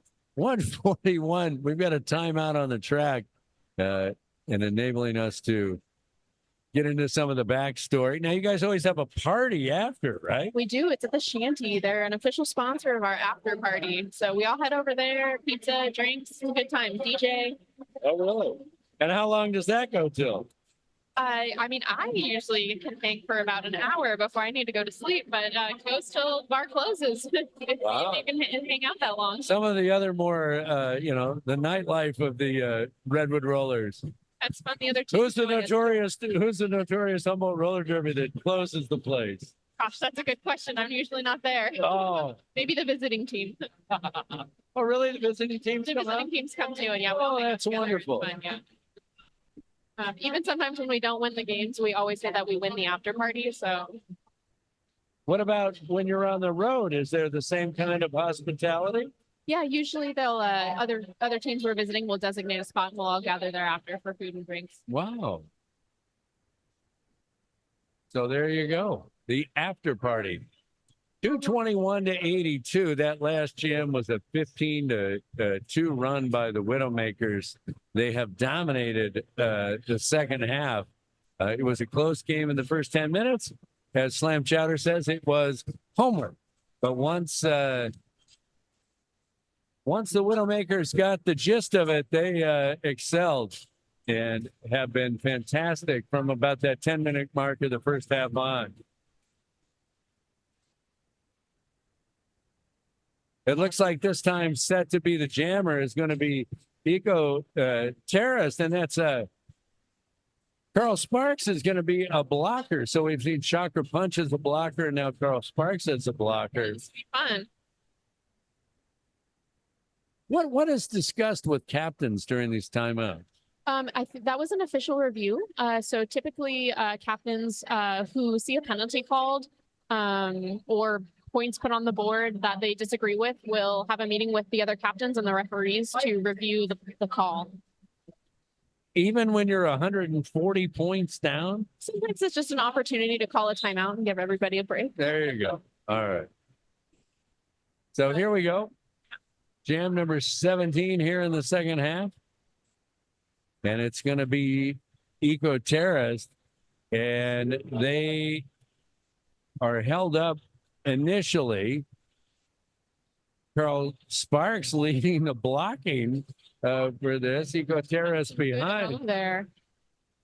And trying to break loose. Meanwhile, outstanding on Deadly Dorothy. Bumped out of bounds by Humboldt. Eco Terrace is loose and ready to come into the scoring area, which is going to be in turn 2, where she first meets the Emerald City, and breaking through there. It's going to be 4 points and make it 225 to 82 as we're winding down game number 1 tonight. The Widowmakers. The second game is going to be the North Betty Jetties playing a team called North Bay, which is from the Santa Rosa area. Eco Terrace breaks through for the second time and then calls off the jam. 229-82. Well, I know as soon as the clock hits 0, you're going to jump out of here. You've been fantastic. Thank you for joining us tonight. It's been really fun. It's been hard to not yell and scream for my teammates on this microphone. And I like that. Self-contained. You're a North Betty Jetty, but you're a Widowmaker fan. Oh yeah. We all skate together in other ways. We're all friends outside of this, so you want to see your teammates do well for sure. Is it an interesting phenomenon to see your teammates just around town in regular life? Yeah, like in civilian wear, it's often like hard to recognize your teammates. Also, we don't know each other's real names, and that gets confusing when you're trying to refer to other people. How can you not know each other? I mean, some of us do, and many of us don't. We just don't. We use our nicknames. Wow. So we're down to about 10 seconds now. Chakra Punch is using all of those 10 seconds to still try to score. Chakra Punch, who's had 2 phenomenal weeks in a row. And that's time. Now the jam has to finish, right? Yeah, jam clock's still running, so they'll run it to the end of the jammer until it's called. Oh, they're running it. Gonna keep going. Chakra Punch refusing to turn it off. She did not call off the jam. And now in a pileup on turn 1 and being roughed up a bit by Slapcat. The jam has 43 seconds to go, and now it's going to be called off, and that's your bout. Widowmakers 237, Emerald City 82. Slam Chowder, we're looking forward to calling your name in the next. Fantastic. Thank you for joining us. And we'll be joining you shortly. That's right, Noam Recker, who was the first color broadcaster we ever had on the broadcast here on KCCH. Want to thank the Speakeasy. They serve craft cocktails, music, open every day at 4 p.m., 411 Opera Alley. Juan Pablo Cervantes asking everyone to register to vote. We have an election year.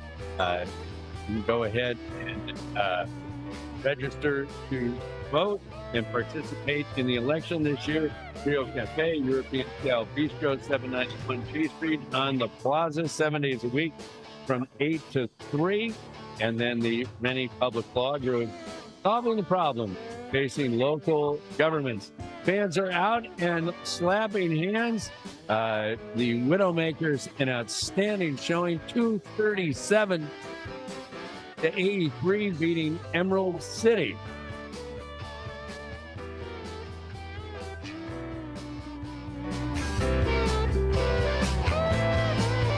Have Nate Dogg come in and do some interviews at halftime, and we'll be back for the second game. The North Betty Chickies getting their opportunity.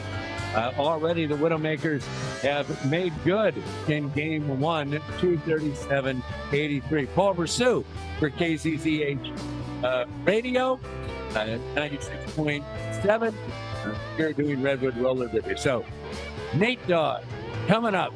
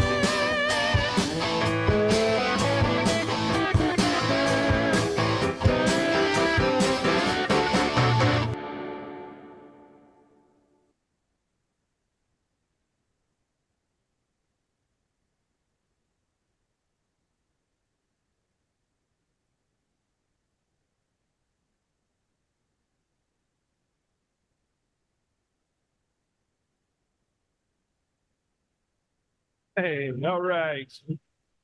You are listening to KZZH 96.7 FM during our live broadcast of the Humboldt Roller Derby here live from Franceschi Hall, Redwood Acres Fairgrounds.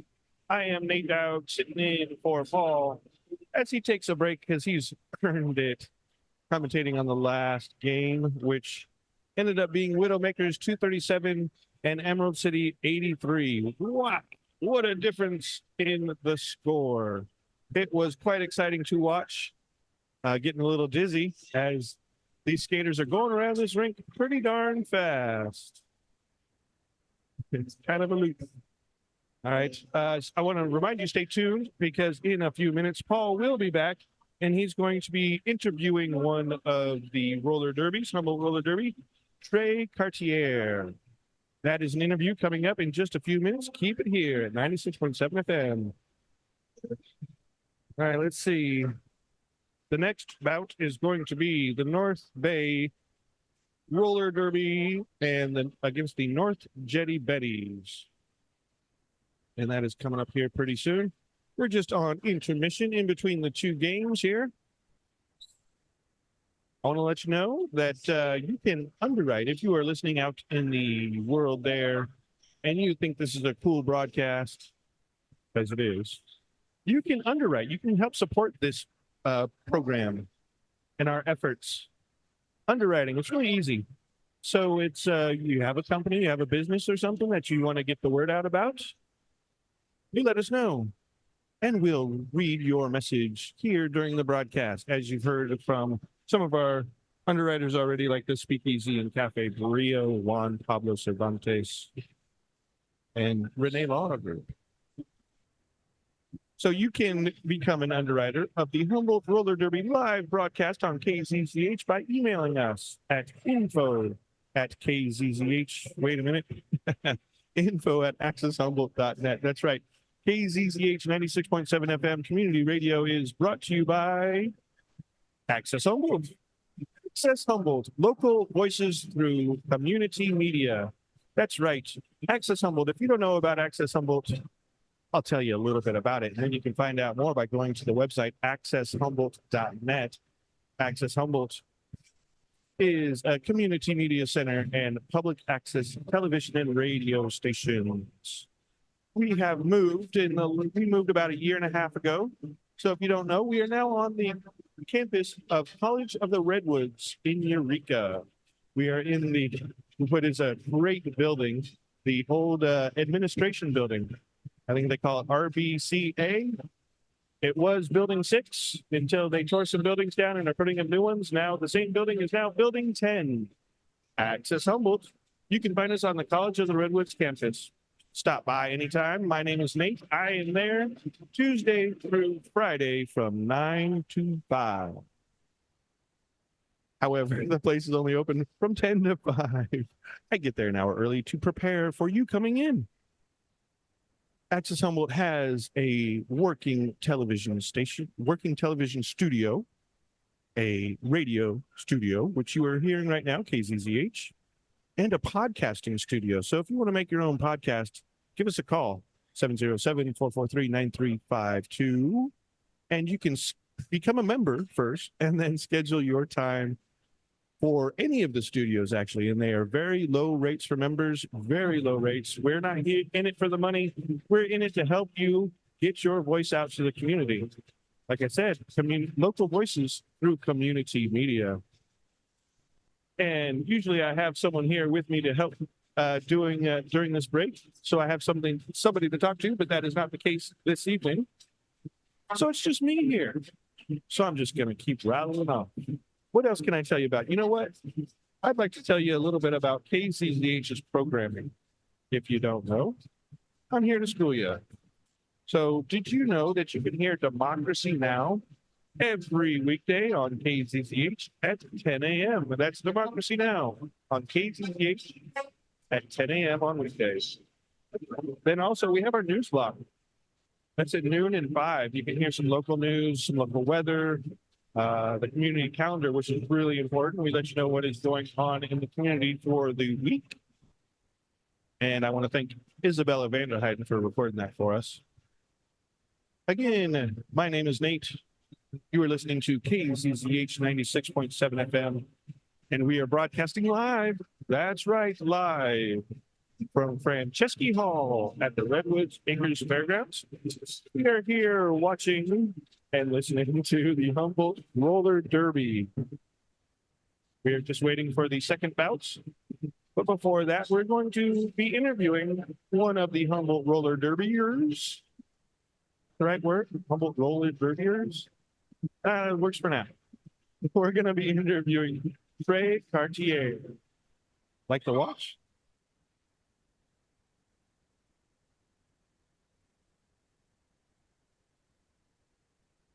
As you can hear, it is a little on the loud side over here in the Franceschi Hall. They have their own band. I always forget the cool name that they have. I'm sure it'll come to me. But yeah, full band, brass band, so that's really cool. They also have a DJ, which you are hearing now. And the room is full. There is a lot of people here tonight. Humboldt Roller Derby here in Humboldt County is obviously something that is cherished by the community. And it's a really great feel here in the room. Again, there are a lot of people, but there are no bad vibes. There's only good vibes here, which makes this occasion something to cherish. If you haven't been here to the Humboldt Roller Derby at Franceschi Hall at Redwood Acres, I suggest you give it a shot. Come down here. There's a ticket price, but it's not that expensive. They have food and beverages and beer, of course. And like I said, people are just having a great time. Having a great time watching these skaters beat each other up. This is not for the faint of heart. This is actual battles. These skaters really lay into each other, and they're rolling on a concrete floor. So when they go down hard. Now they are wearing pads. I see knee pads, elbow pads, and wrist guards, and of course helmets. But there's nothing to pad the backside. So when you fall on the backside, you are falling on hard and cold. It's a little chilly in here. Cold concrete. So I'm sure there are going to be some bruises and stuff, but they're all taken in pride, I'm sure.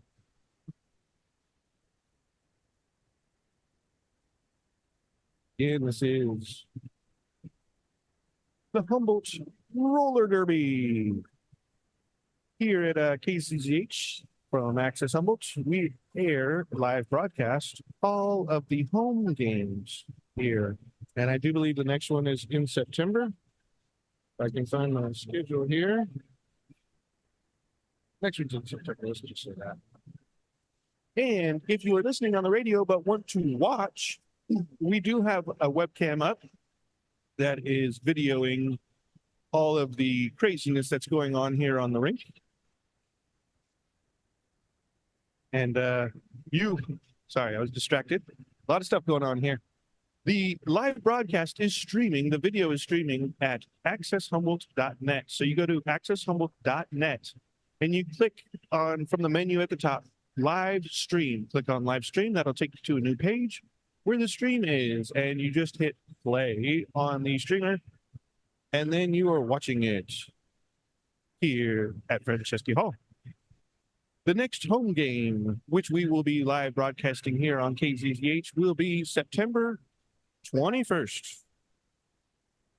So be sure to stay tuned for that in September. We're taking a bit of a break, but then we'll be back. But don't go anywhere, because as I said, we're about to interview Trey Cartier. And I am Nate Dogg here with you, filling in the break for our man Paul, who's doing such a great job commentating. And we will have another colored commentator coming up soon. You are listening to Humboldt Roller Derby, live broadcast on KZZH 96.7 FM. Brought to you from Access Humboldt. Keep it here, folks.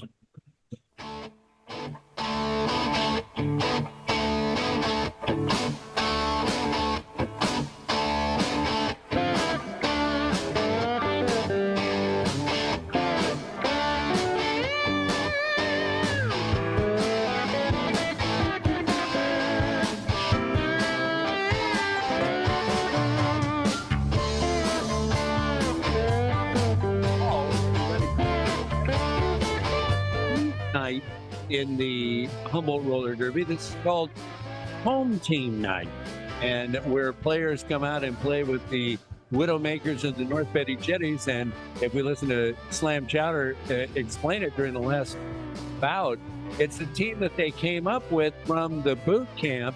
And so you've got players, you're not going to have players playing for two teams tonight, as we've seen with Root Force and the Redwood Rollers. Everybody's back to their original home team for this one. It's not a sanctioned bout as far as rankings or any of that official league play. This is Humboldt's the host. Two teams come in. Emerald City from Eugene was the opponent for the Widowmakers. Widowmakers beat them 237-83. This team tonight playing Humboldt will be North Bay Roller Derby. North Bay Roller Derby is kind of a conglomerate team, a traveling team from the Santa Rosa area. And so they're up to play Humboldt in this one. They'll be in the white, and they're going to start off on the west side of the building of Franceschi Hall and have that bench to start, while over by the open door on the east side be the North Betty Jetties. North Betty Jetties now skating around a track and getting ready. Some swim moves they're doing in their warm-ups. They will include last game's announcer, Slam Chowder. They're ready to go. They're in blue jerseys with the North Betty Jetty logo on front. And thank goodness they've got white numbers on blue jerseys that can be seen by announcers everywhere. So North Betty Jetties, they'll be in blue, and the white will be the North Bay team from Santa Rosa.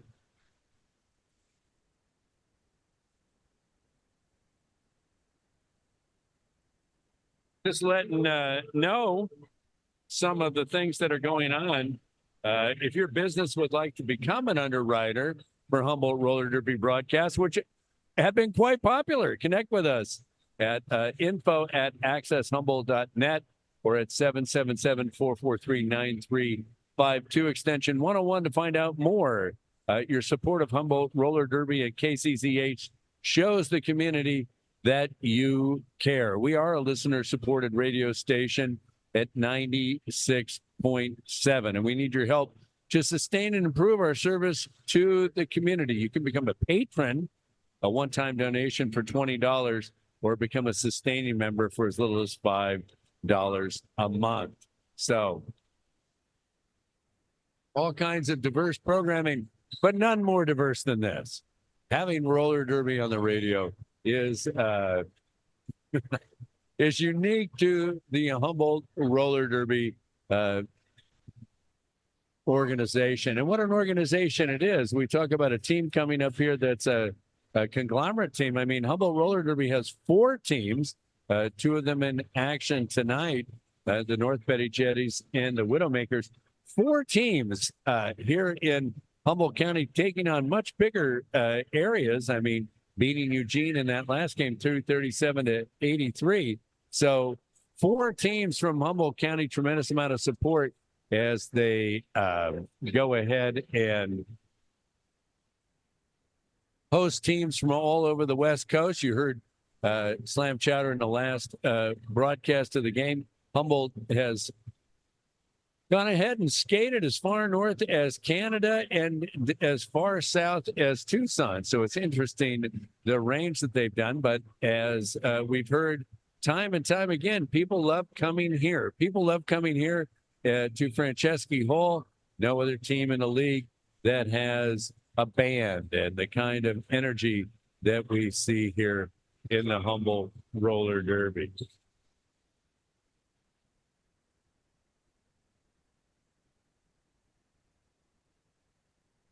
So we're about 10 minutes to game time. Players warming up. Humboldt has had no bouts since we had them last, scoring 273 points against the Santa Cruz team, the 5th-ranked team in the region. So they did not have an away bout since then.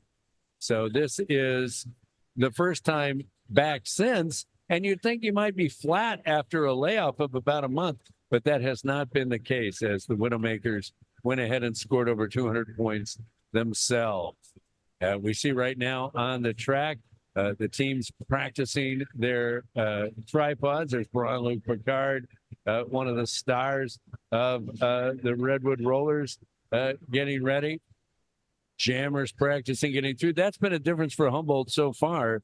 It's been the incredible success of both their jammers breaking through, something that did not happen in their first bout this year. And also, we've seen more pressure, more physicality, and more pressure from the blockers, much better at clogging up the opposing jammers and not letting them through. Humboldt's had such a great advantage of having the scoring opportunities over the other key teams that they've skated against in the last couple of games.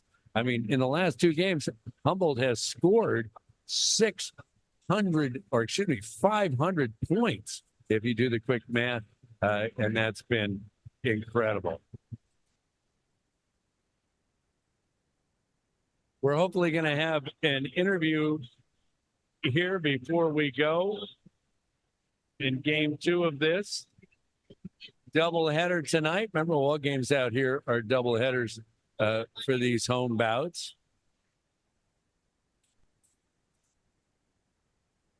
And we have someone. It's Dome Record. The original, my original partner. How you doing? You were outstanding in that last. You put the headphones on, though. You know, Gnome wasn't going to put the headphones on. She was just going to lower the. They were just going to lower the head and plow into. Nothing fancy out of you in the last game. Did you enjoy that? What? Did you? Oh, this one. Hang on. We'll have Nate fix you here. Hello. Hello. Testing. Oh, There you go. here we are. There's Okay. nothing to test now. You're on.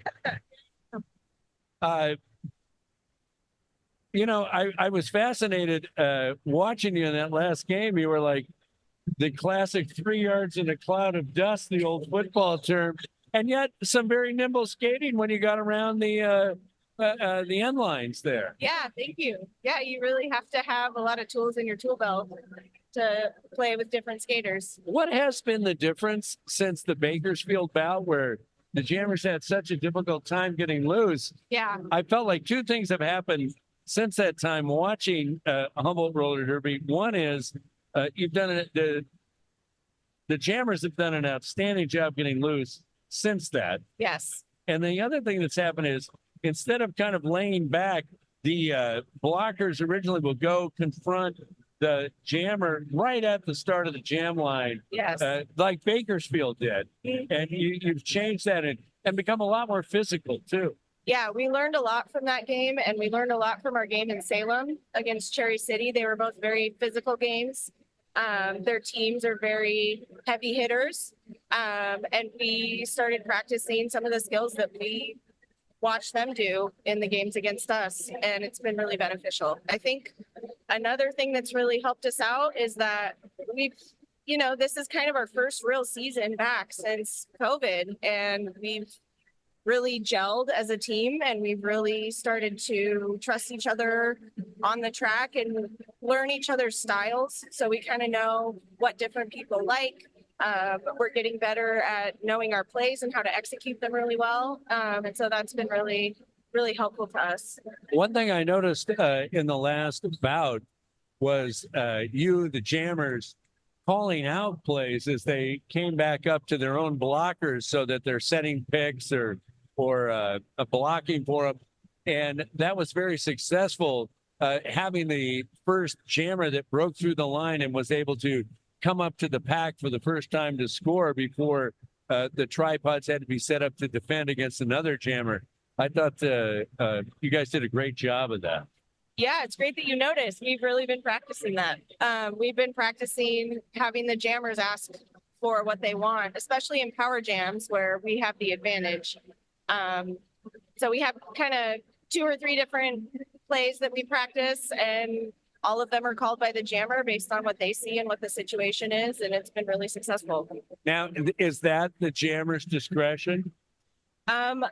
I think in a power jam, it is. The jammer who is on the track has a lot of say in what they want their blockers to do. It's a little different when both jammers are on the track because the blockers are both playing defense and offense at the same time. So when it's both jammers on the track, there's a lot more for the blockers to think about. But when it's just our jammer on the track, you know, the jammer has a lot of freedom to kind of call the shots and do what they want. Now we have someone else joining us. This is Hey, what's up? What's up? It's Atreyu. Trey. Whoa. Hi. Hi. It's Atreyu. Good to have you. Thank you. It's great to be here. And your role with the team is? I'm bench coaching today. You know, I've skated with Humboldt Roller Derby for about 10 years, taking a little break this season. But yeah, bench coaching. And then what? Closer. Okay. What is bench coaching? I mean, what are you watching when you're out there bench coaching? You know, kind of for me, for the most part, making sure number one that we have the right amount of blockers on the track, that we have a jammer fielded to the track. Kind of depends the intensity of the game, but mostly making sure that when our jammer is getting out, communicating with our jammer that they're the lead jammer, keeping an eye on what's going on with the opposing jammer, right? When we want to call it off and get the next jam started. Now, to me, the more I watch roller derby, the more I think that is the nuance of the whole thing. When you call the jam off. Yeah, 100%. Because there can be definitely a couple of the things that you're like, why aren't they calling it off? But sometimes we're trying to get a blocker out of the penalty box. Sometimes we're trying to set up a next scenario. It can be all case-based scenarios. So is there a kind of defensive strategy to going ahead and calling a jam up? When you get ahead, do you like to kind of call it quicker so the other team doesn't have a chance to score? Yeah, I mean, I think that could go in a bunch of different ways. Sometimes we might call it off knowing that our jammer has been out there a minute. We have all 4 blockers still on the track, and we just received a power jam. So maybe we want to start the next jam as a power jam, knowing that their jammer, the opposing jammer, is in the box. So we can start nice, clean, and fresh, new jammer, and kind of a power position. That's the green light special, right? That's a nice green light special, and then get everyone on board, get the blockers on board to do some quick offense, and then keep it going for a minute. I noticed now that we're in the third bout, and this is your 4th bout. We weren't up in Salem to see you, but I noticed a far greater coordination in the last bout with the jammers going ahead and signaling to the blockers to kind of run plays, especially in the power jam, to kind of run plays and screens and whatnot so they could free them to score. Yeah, 100%. We have a couple of offensive strategies that you will particularly see when we have a power jam, right? So just kind of offense that has been communicated between what the jammer likes and the blockers knowing what the jammer is expecting and then working together. I always say it's 5-on-5. It's not jammer against jammer. It's 5-on-5. Sure, absolutely. As the season progresses, do you add more plays? Do you add different strategies? I think as the season progresses and the level of competition within the team and the experience of the players also, so especially with the chartered team, the rollers, and when they're traveling in that peak season, you're going to see more plans off the line. You're going to see more maybe a 3-on-1 or a 2-on-2 strategy, zone play, to just stronger communication and almost telecommunication sometimes at that higher level between the blockers and the jammers. Do you pick up strategies when you play other teams and see what they're doing? Oh, 100%. I'd say a major area that you start picking up other strategies is off the line. Some of that 5-second stuff, you can kind of see other blockers set up in different areas within that jam start. And then on the 5 seconds, actually get into position. That's kind of setting off some of those off the line starts and strategies. I've noticed since the Bakersfield bout that you move the blockers up when the jam starts, and they've been a lot more physical. Moved up the jammers with the. Well, I see what you're saying. Or just the position of them. Right. Mm-hmm. Just start the jam. Yeah, sometimes I think a conversation that definitely happens is, do we want to set up in the back or the front? So that'll be like the jammers are feeling. Yeah, set up in the back, that's working. They're having a hard time with that offense, So that could be just a very basic strategy of our blockers setting up in the front or the back, holding them, sucking up space. Because obviously I think, having our defensive line in the back, it's less that I have to push forward as opposed to when my blockers set up in the front, kind of stretching out that frame. Now, after being a skater for 10 years, is it a rewarding experience to be a bench coach? Oh, man, it's so much FOMO. Come on. But yeah, it's a blast. I mean, I love both things. I love the hell out of the sport. I love the strategy. I love how fresh it is and how much potential it has, especially when the players really start to click from one level to the next. It just continues to elevate. It's a lot of fun. Now, I want to ask you about the opponent that's coming up here. This is the second time that we've seen kind of a conglomerate team, a traveling team come from an area.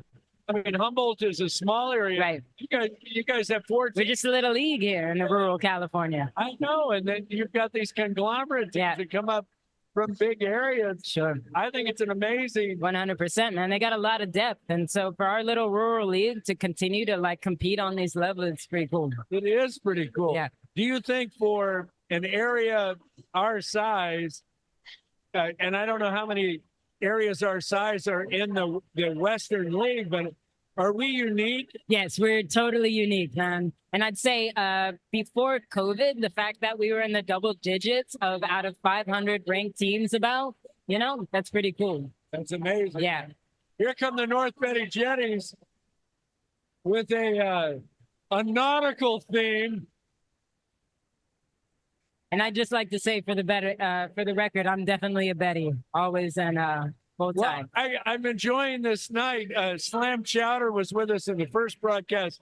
So as you come up through boot camp, you get assigned to the Widowmakers of the North Betty Jetties, and that's kind of your identity as a home team. Yeah, you get drafted to one of the teams and then you hang out with them, you know, build that camaraderie.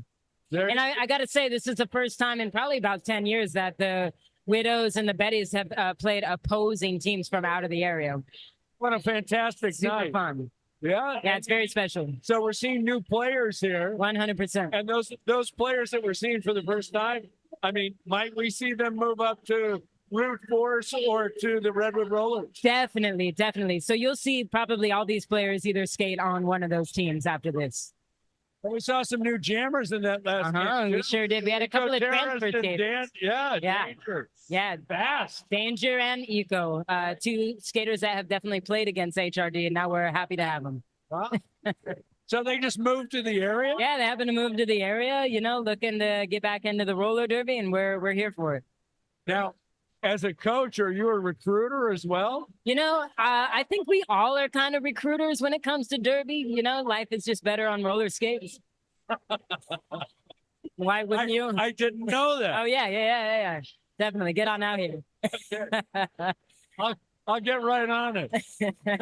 Well, appreciate you and thanks for being here and doing this Well, thank broadcast. you. Yeah, happy know, to come back. Your organization is amazing. I'm continually impressed. Look at this scene; Yeah, it's man, it's incredible.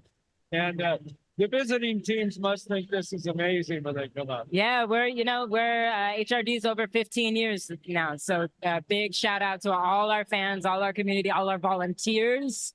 Couldn't do it without them. We do a big thing here and it's really special. And it is a unique league for sure. Thank you so much. Appreciate you so much. Thank you. Have fun. Yeah. Go Betties.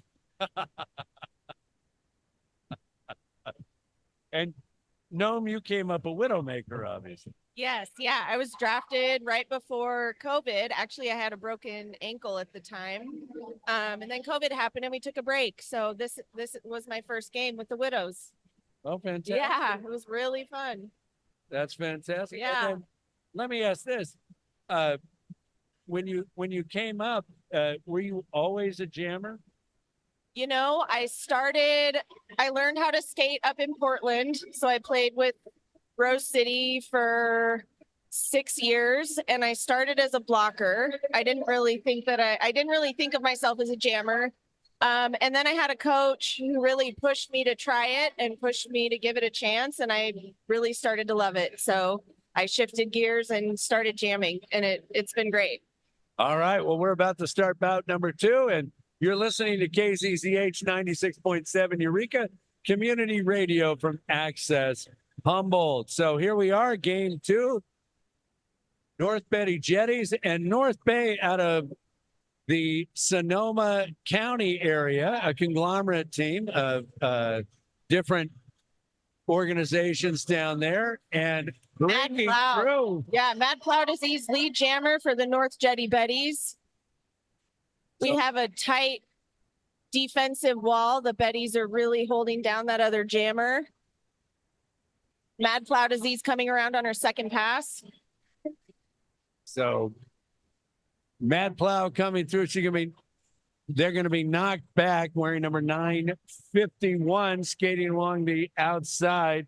That's Annie Mell for the North Bay team that was the jammer. 3-0 in favor of the North Betty Jetties. So talk to me about the setup here. Humboldt playing close to the start of the jammers.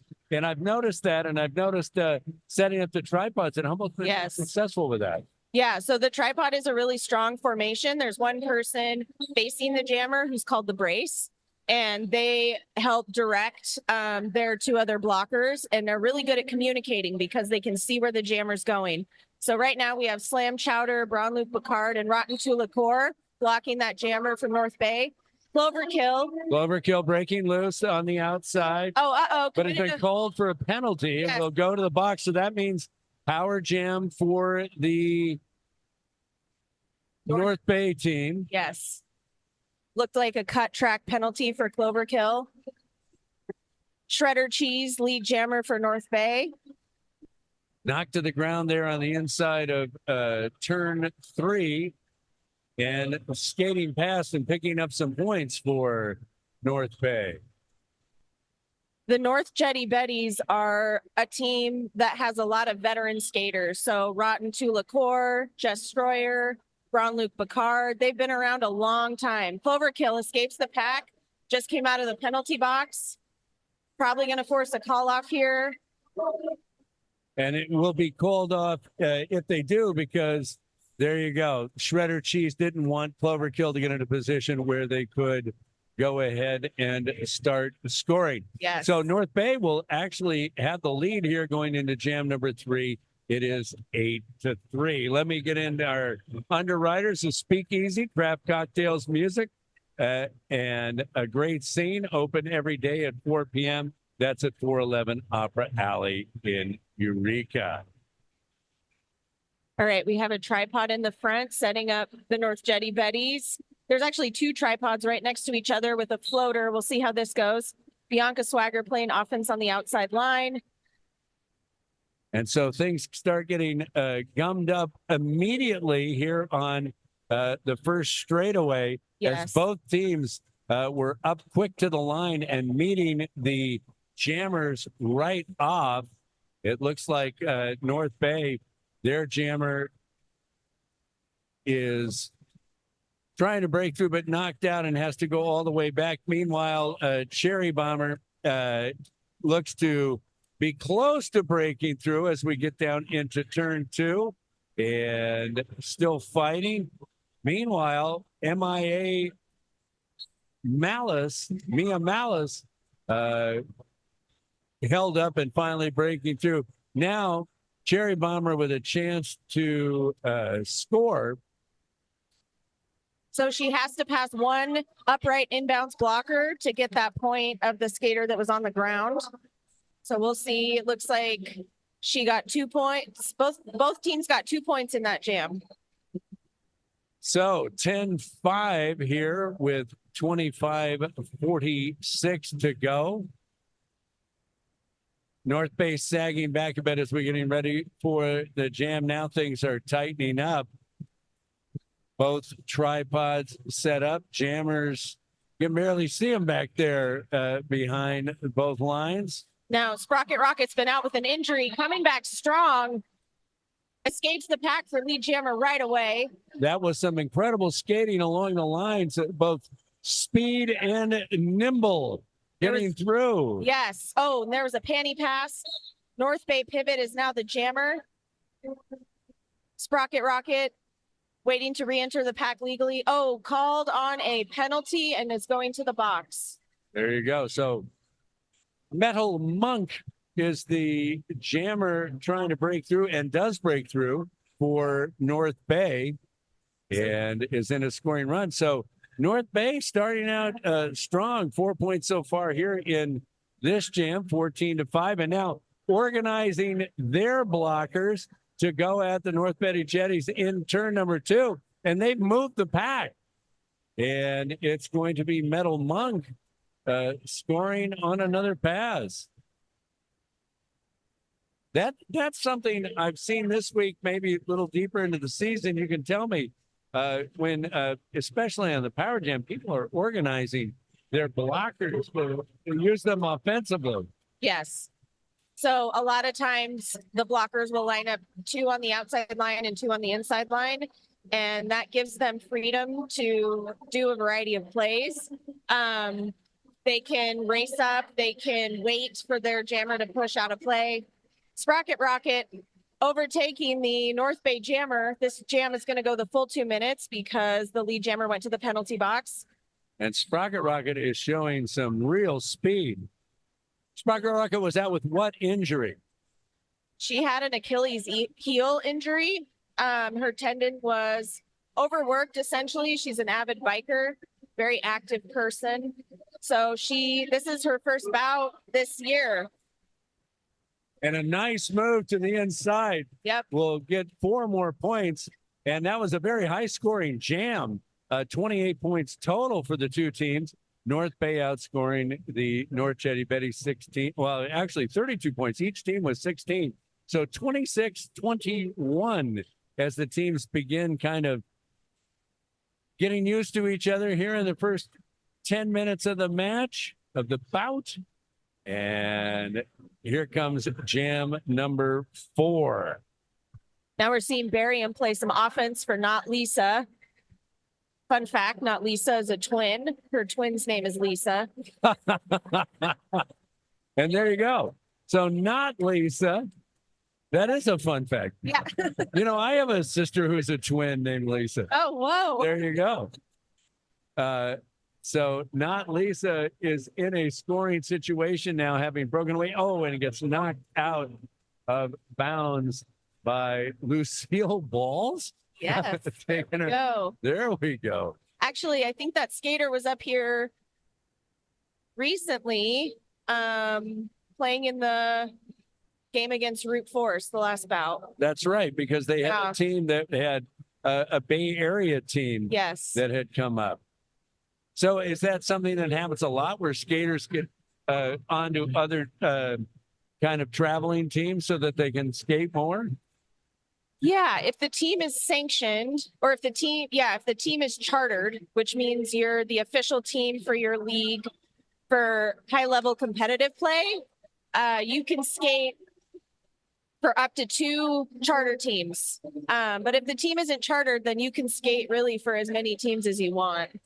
Well, Mad Plow Disease is skating and trying to break through as the lead jammer, scoring points, and blocked here by some size along the North Bay line. Trying to knock Mad Plow out. Boy, that was a great job of straddling the outside line. My goodness. Yeah. How did they stay in?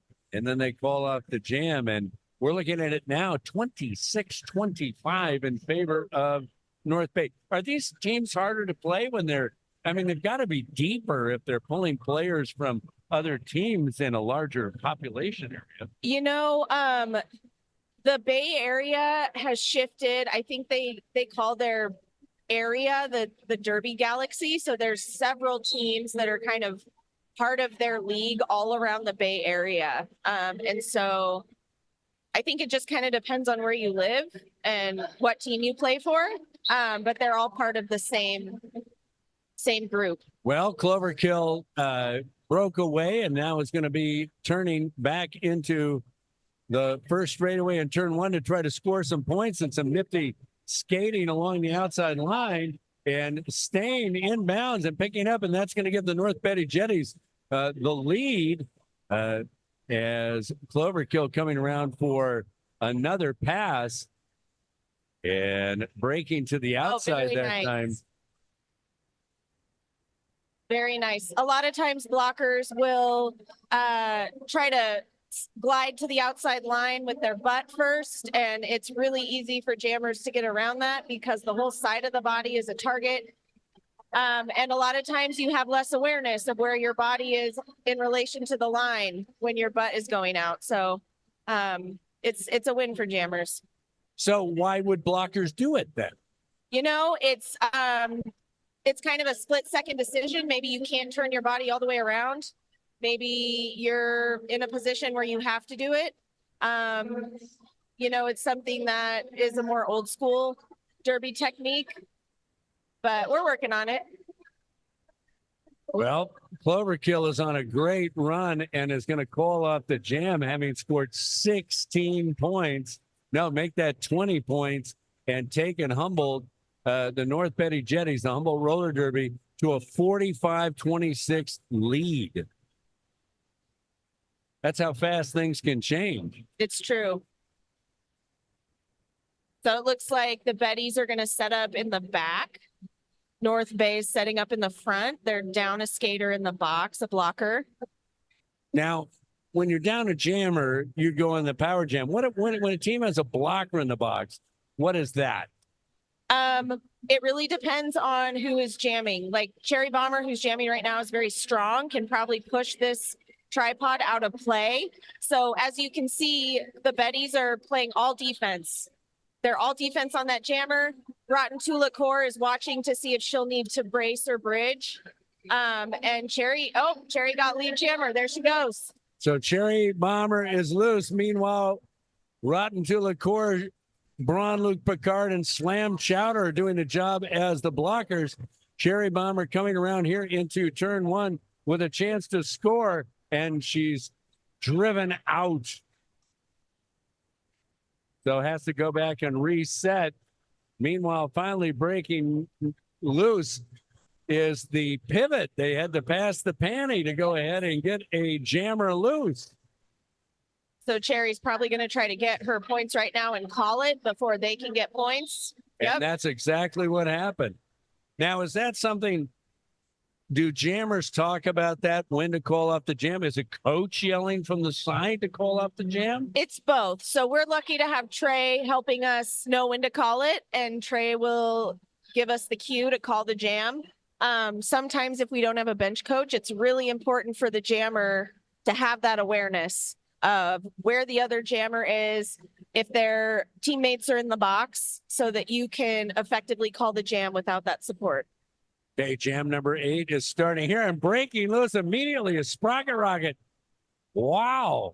Getting this skater back is important for this team. Yes, she is a very skilled jammer.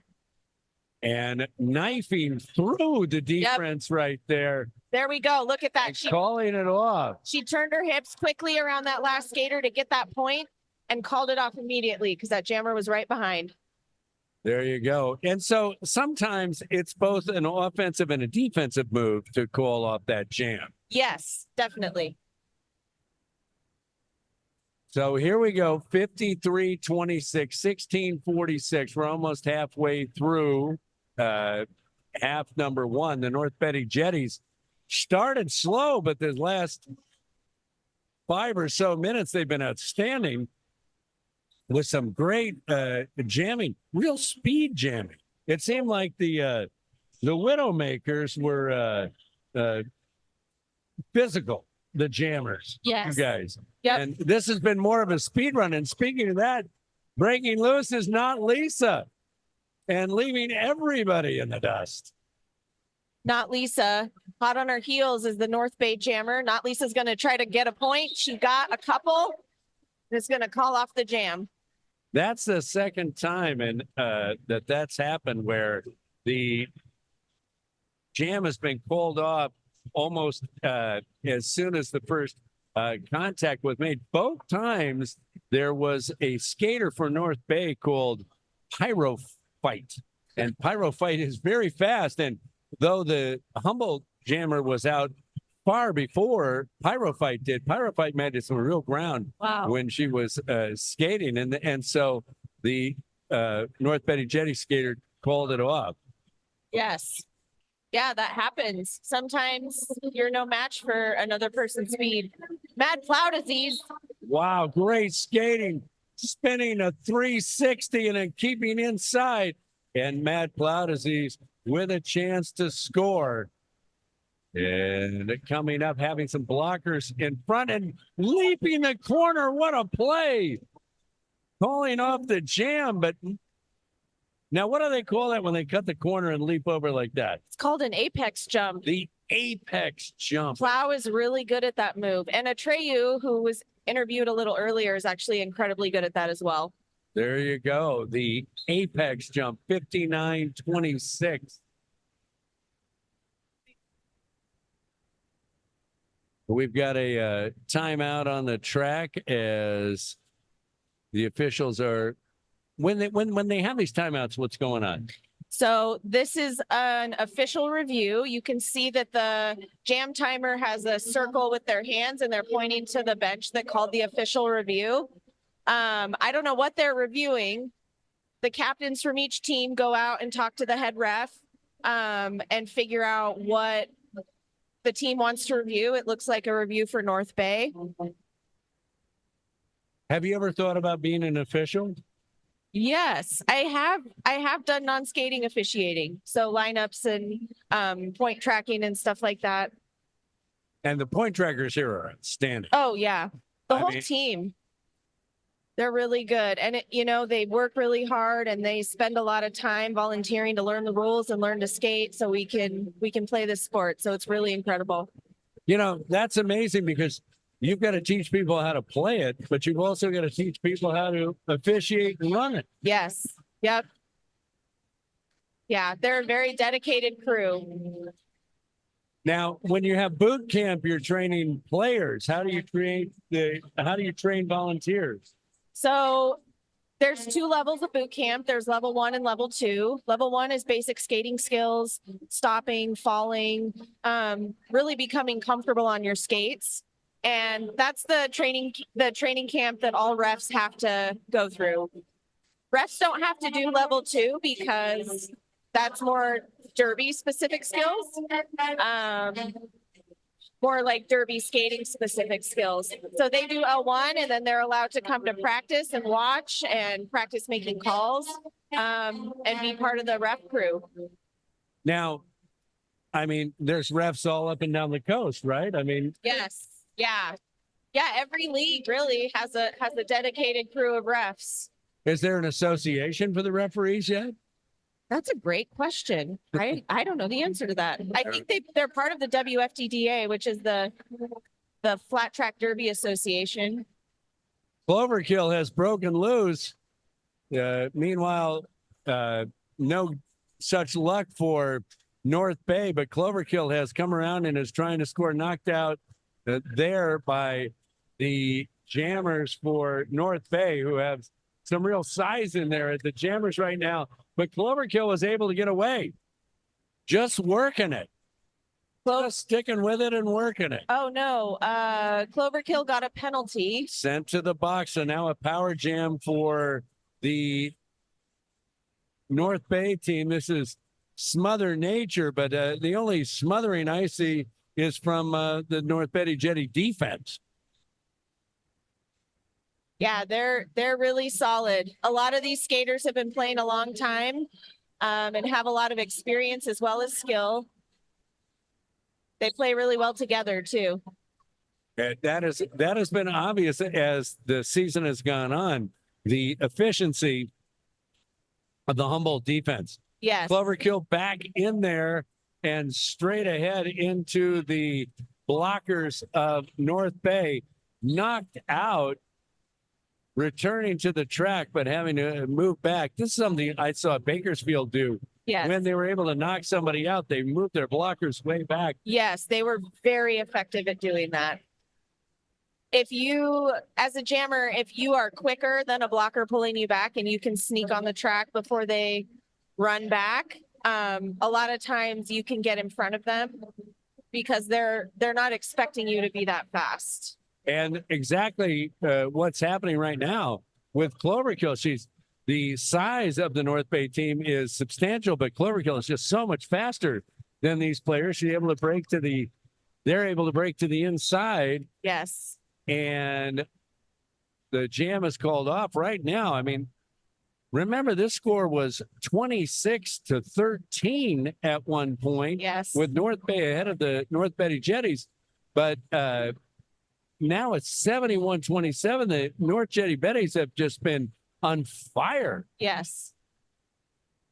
Yeah, it's really hard to play an away game. You've been traveling all day. You come and you put on your skates. You're on a floor you don't know, in a place that's unfamiliar. So it's a hard thing to do. Now, Humboldt Roller Derby's only had the one away so far up in Salem, right? Yes, yeah, and we were going to have another away game in May. We're still trying to figure that out, but it's possible we'll have another away game next month, And where will that be located? somewhere in the Bay Area Derby.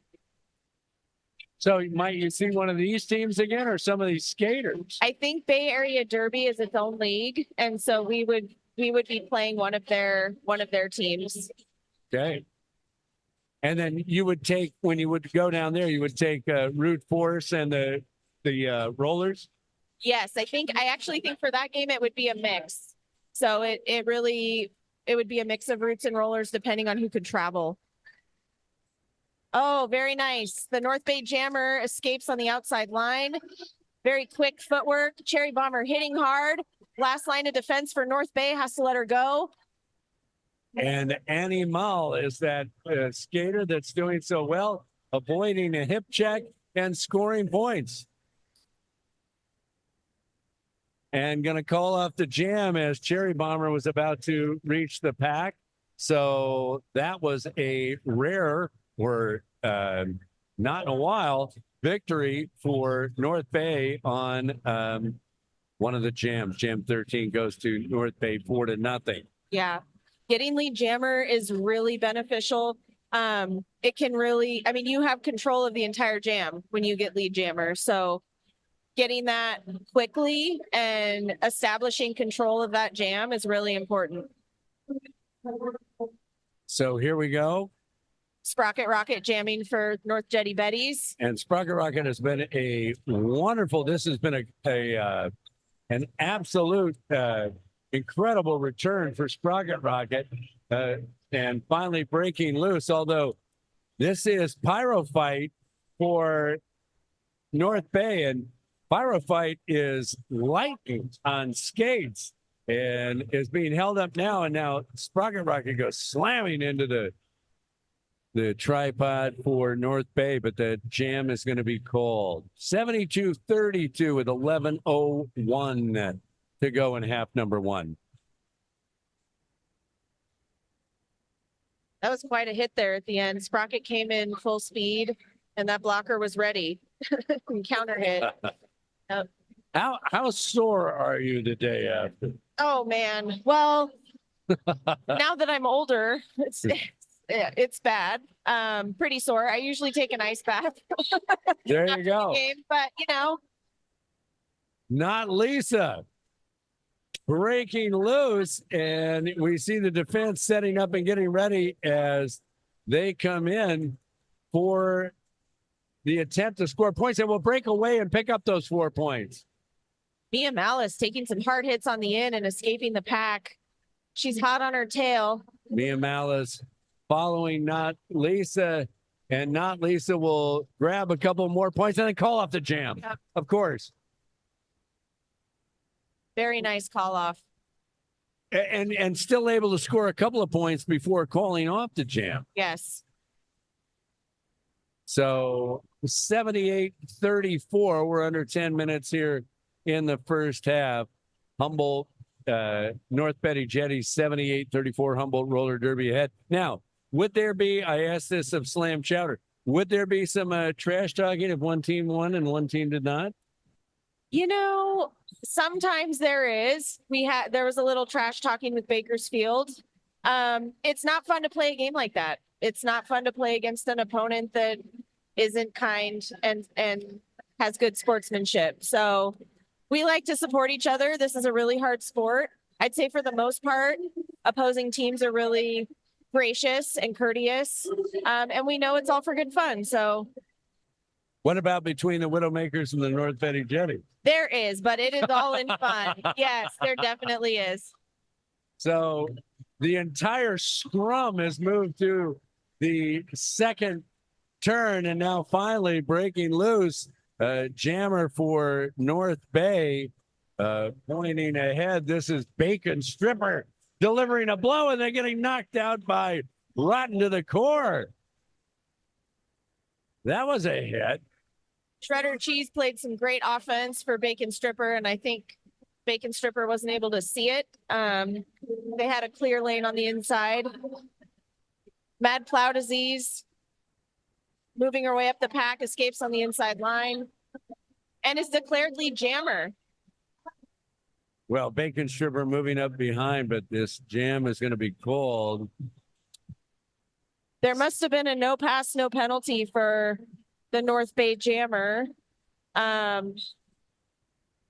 Explain a no pass, no penalty. So if a jammer is hit out of bounds, for example, and the person who hit them out of bounds also goes out of bounds, and that jammer re-enters the track, that's no pass, no penalty. So they didn't cut the blocker, but they went in front of them. They didn't cut because that blocker also exited the track. But you can't get lead jammer if you do that. So I wonder if the North Bay jammer escaped the pack that way, and then Mad Plow Disease was able to get lead when they escaped the pack towards the end of that jam. There you go.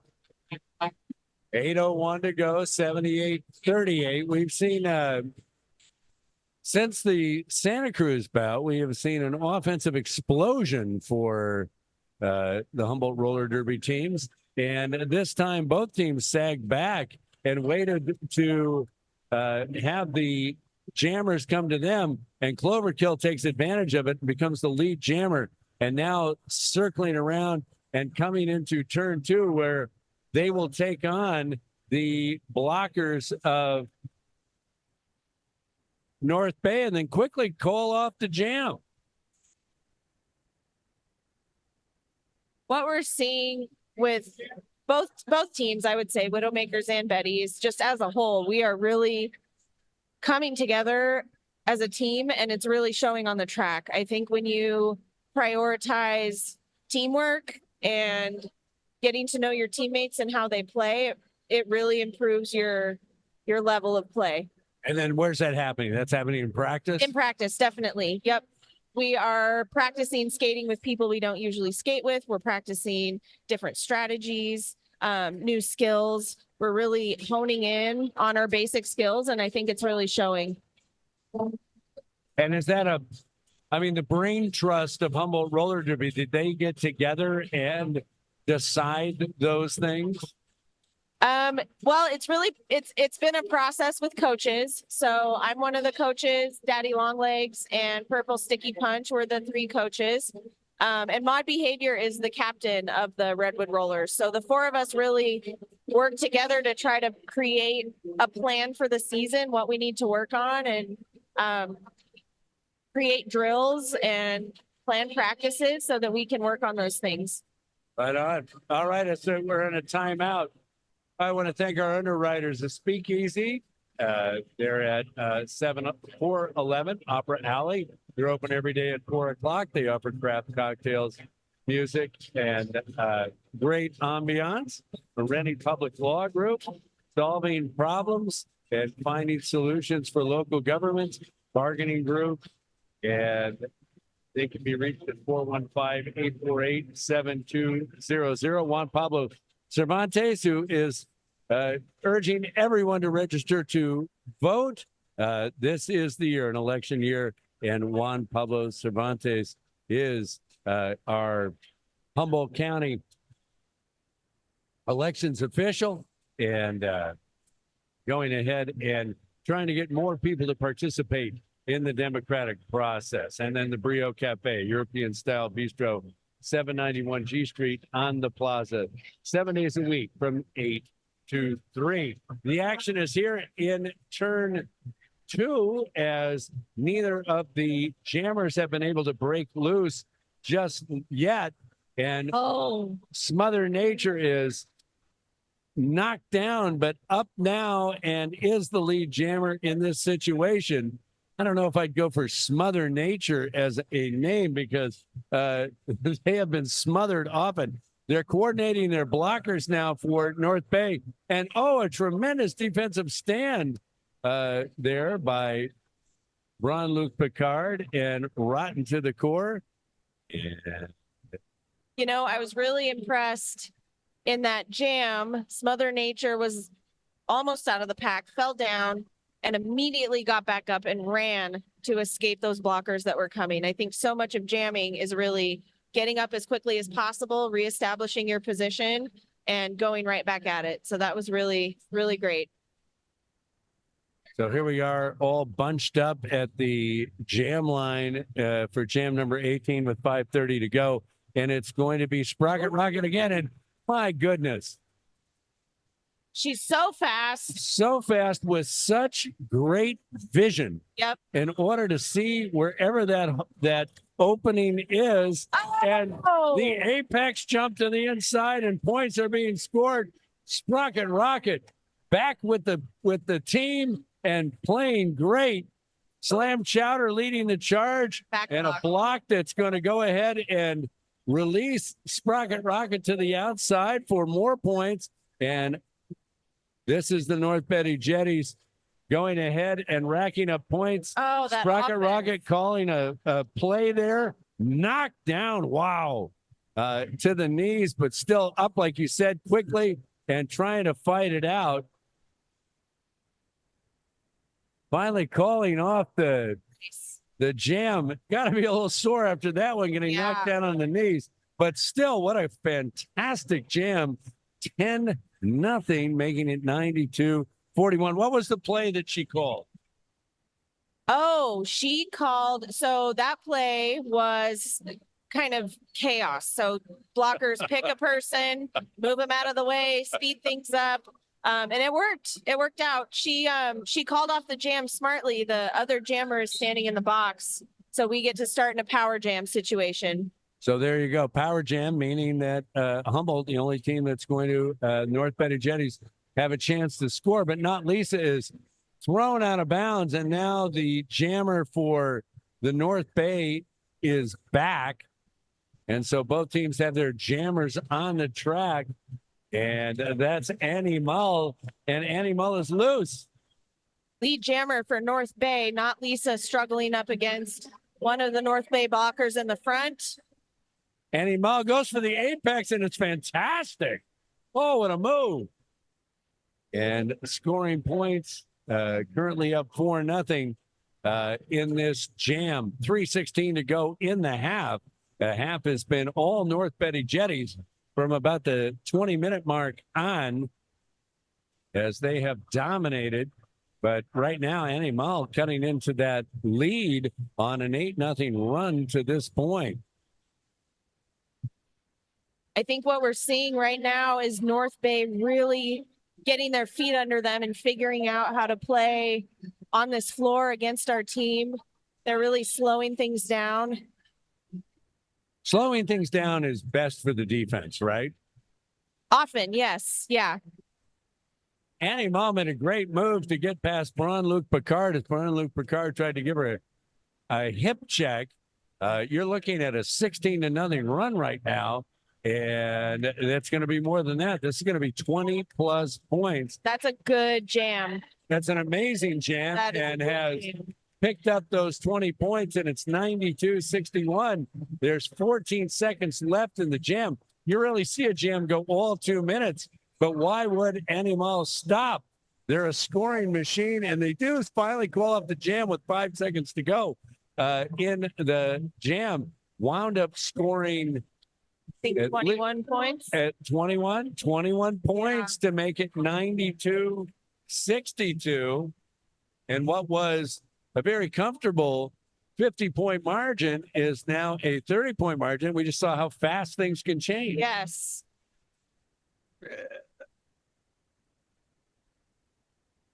Mad Plow Disease lining up close to the outside line.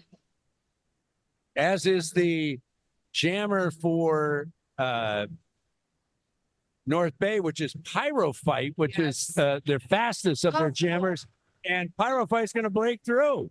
Mad Plow almost escaped the pack and got a hard Oh, hit. my goodness gracious. Mad Plow Disease hammering through to get loose.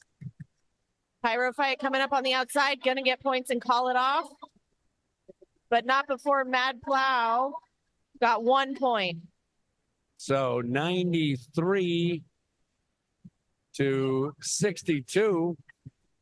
52 seconds left here in the half. You've got one more jam to line up. Remember, jams can be completed after the time in the period stops.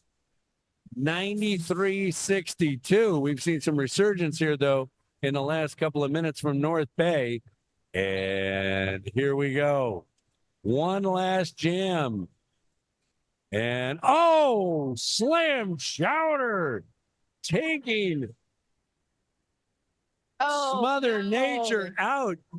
And there's going to be a penalty. It's going to be a penalty on the jammer for Humboldt. Cloverkill goes out. And now Mother Nature is loose. And the only person that can score, the half is officially over, but the jam can extend the half. So 1:30 on the jam. And here comes on the power jam, the North Bay team, and scoring 4 points is Mother Nature. And this is critical here, right here at the end of the period, as North Bay could get some real momentum and bracing themselves for defense is the North Betty Jetties, that knocked to the ground is Mother Nature, and being run out right now. Braun Luke Picard doing some of the pushing as this jam is now under a minute, but breaking loose is Pyroflight. You know, what's really interesting is watching the blockers in this power jam situation calling the shots. So the jammer would come up, the blockers would call the play, which is kind of the opposite of what we have been practicing. So it's interesting to see both types of play. So eventually that's going to play out to be a 7-0 score on that jam, making the halftime score 93-69. And we're going to go to our community calendar here in a minute. We want to thank the Speakeasy, the craft cocktails, music, open every day at 4 p.m. at 411 Upper Alley. We want to thank Rio Cafe, 791 G Street on the Plaza, 7 days a week, from 8 to 3, the Rennie Law Group, solving the problem facing local governments. And we want to thank Juan Pablo Cervantes, who's telling you to go out and register to vote. We're going to have community calendar, and then we'll be back for half number 2. At the half, the score, North Betty Jetties 93, North Bay 69.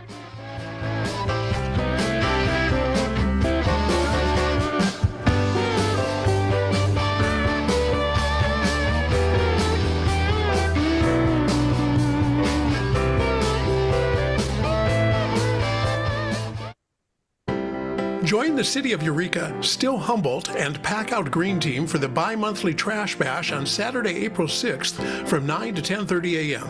For this waterfront trash cleanup, we will meet at Mod Pizza and work in the surrounding.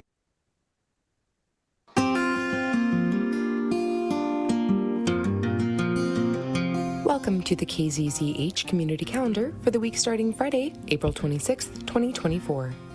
On Friday, April 26th, check out the Stranded Marine Mammal Lecture and Training from 5:30 to 6:30 p.m. at the Community Clubhouse, 1555 Upper Pacific Drive in Shelter Cove. Dr. Don Goley, Director of Cal Poly Humboldt's Stranded Marine Mammal Monitoring Program, presents a free lecture on Friday night, followed by a training on Saturday morning for those interested. Email Justin at lostcoast.org to find out more.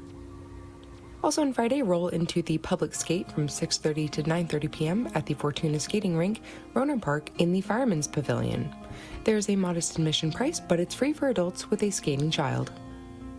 On Saturday, April 27th, come to Queer Humboldt's Creative Zone starting at 2 p.m. at Queer Humboldt's Bayard's Place, 1391 G Street in Arcata. This is an open art studio space for all ages. Chill, follow along with the project, or just create. Light refreshments and supplies will be provided. Find out more by going to queerhumboldt.org. Also on Saturday, Humboldt Math Festival is celebrating its 15th Community Celebration of Mathematics from 12 to 4 p.m. at the Adorni Center in Eureka. The festival includes hands-on fun with puzzles, games, contests, demos, and make-and-take activities.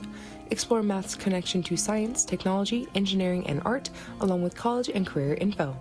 For more information, visit humboldtmathfestival.weebly.com or call 707-845-7465. Finally, on Saturday, you can make it out to Redwood Acres for the Humboldt Roller Derby. KZZH has got you covered. You can listen to descriptions of the games starting at 5:45 p.m. on KZZH 96.7 or streaming on kzzh.accesshumboldt.net or live stream the games on Access Humboldt's YouTube page. It's the next best thing to being there. On Sunday, April 28th, check out Ridiculously Big Mother's Day Craft Fair from 11 a.m. to 3 p.m. at Sapphire Palace Blue Lake Casino, 777 Casino Way. You'll find something special for the moms in your life. There will be 30 vendors, plus food, drinks, and a bar available. In lieu of ticket pricing, they are asking for unopened pet food or monetary donations to support the Humboldt County Animal Shelter with either pet food donation or a cash donation. Email info@bluelakecasino.com or call 707-668-9770 for more information. Also on Sunday, don't miss the annual Coast Guard Housing Garage Sale from 10 a.m. to 4 p.m. at Coast Guard Housing, Coast Guard Street at Price Street in Eureka. This is a multiple family garage sale. Finally, on Sunday, hone in your skills at all-level samba drumming from 12:30 to 2:30 p.m. at HLOC Space 92 Sunnybray Center in Arcata. Drums will be provided, no experience is necessary, and beginners are welcome. There's a modest sliding scale for admission. Email samba.arcata@gmail.com to find out more. On Monday, April 29th, check out Humboldt Offshore Wind Challenges and Opportunities for the Local Community from 5 to 6:30 p.m. at the Behavioral and Social Sciences Building Room, 166 Cal Poly Humboldt in Arcata. The 20th Annual Victor T. Schwab Memorial Lecture on Local Politics. This panel will share information about the offshore wind project being developed in Humboldt, encourage discussion of perspectives on the project, and highlight how the local community can express their views and concerns in the decision-making process. On Tuesday, April 30th, break out your dancing shoes for the Baywater Blues Fusion Dance from 7:15 to 9:15 p.m. at the historic Eagle House, 139 2nd Street in Eureka. This is a half-hour dance lesson followed by social dancing. Come solo or bring a friend to learn and enjoy partner dancing to blues and modern music. There's a modest sliding scale for admission, but it's free for kids 12 and under. Email baywaterbluesfusion@gmail.com or call 707-496-4056 to find out more. Also on Tuesday, check out English Express, an English language class for adults. You can build English language confidence in this ongoing online and in-person class. All levels and first languages are welcome. You may join at any time and pre-registration is not required. Go to EnglishExpressEmpowered.com or call 707-443-5021 to find out more. On Wednesday, May 1st, strap on your hiking boots and come to the annual Humboldt Trail Summit at the Sequoia Conference Center from 9:30 a.m. to 1 p.m. Visit with tablers from trail supporters between 9:30 and 10:30. The speakers will begin at 10:30 and include updates on the Great Redwood Trail and other local trails. Tabling will continue from noon to 1 p.m. Refreshments will be provided. Also on Wednesday, it's the Area 1 Agency on Aging social gathering from 10 a.m. to noon at Hot Brew, 904 South Fortuna Boulevard in Fortuna. A1AA invites you to the social gathering during the month of May to build community and friendship in recognition of Older Americans Month. Each event will be led by an A1AA staff member with a coffee breaker topic. This time, it's beloved pets, old and new. On Thursday, May 2nd, come to the Basket Rattle book release party starting at 7 p.m. at the Arcata Library, 500 7th Street in Arcata. The book is shadow puppeteer Sean Powers' memoir in stories and describes his 40-year pursuit of 100 musical instruments, their home cultures, and related life experiences. To submit your nonprofit event to the KZZH community calendar, go to kzzh.accesshumboldt.net and follow the community calendar link located near the top of the page. Your event information will be read twice a day, at noon and 5 p.m. on weekdays and at noon on the weekends. Your event information will also be shared on Access Humboldt TV's bulletin board. Access Humboldt, local voices through community media. For KZZH in Eureka, I'm Isabella Vanderheiden.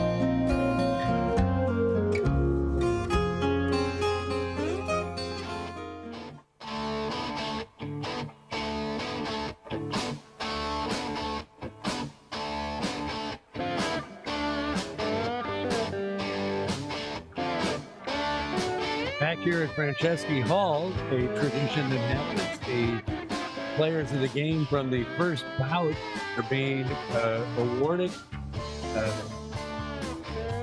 given awards for their blocking and jamming. And that's from the Widowmakers' earlier win over Emerald City. So Shocker Punch was the jammer of the game and got an award, and we still have some others. Widowmakers went ahead and routed Emerald City, and then have been enjoying this game as watching the North Betty Jetties in a much more competitive game at the half, 93-69, just a 24-point margin. They were up 50 points, and a rally from North Bay right there at the end of the half that went ahead and made this a lot tighter bout. So 93-69. What do they tell?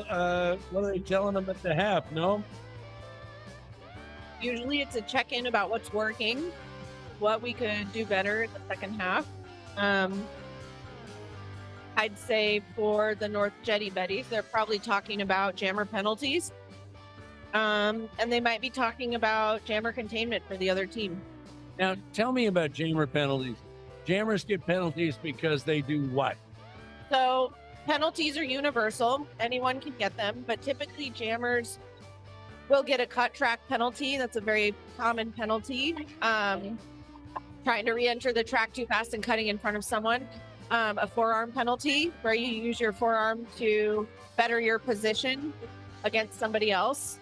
Or, different kinds of blocking penalties. A high block, you block somebody above the shoulders. A low block, you block somebody below the knee.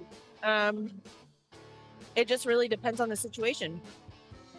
Okay, so the North Betty Jetties did have jammers spend times in the box during that first half, and hopefully they can get out to the kind of start that they kind of played the middle of the first half with, that kind of efficiency and enthusiasm. So we'll see.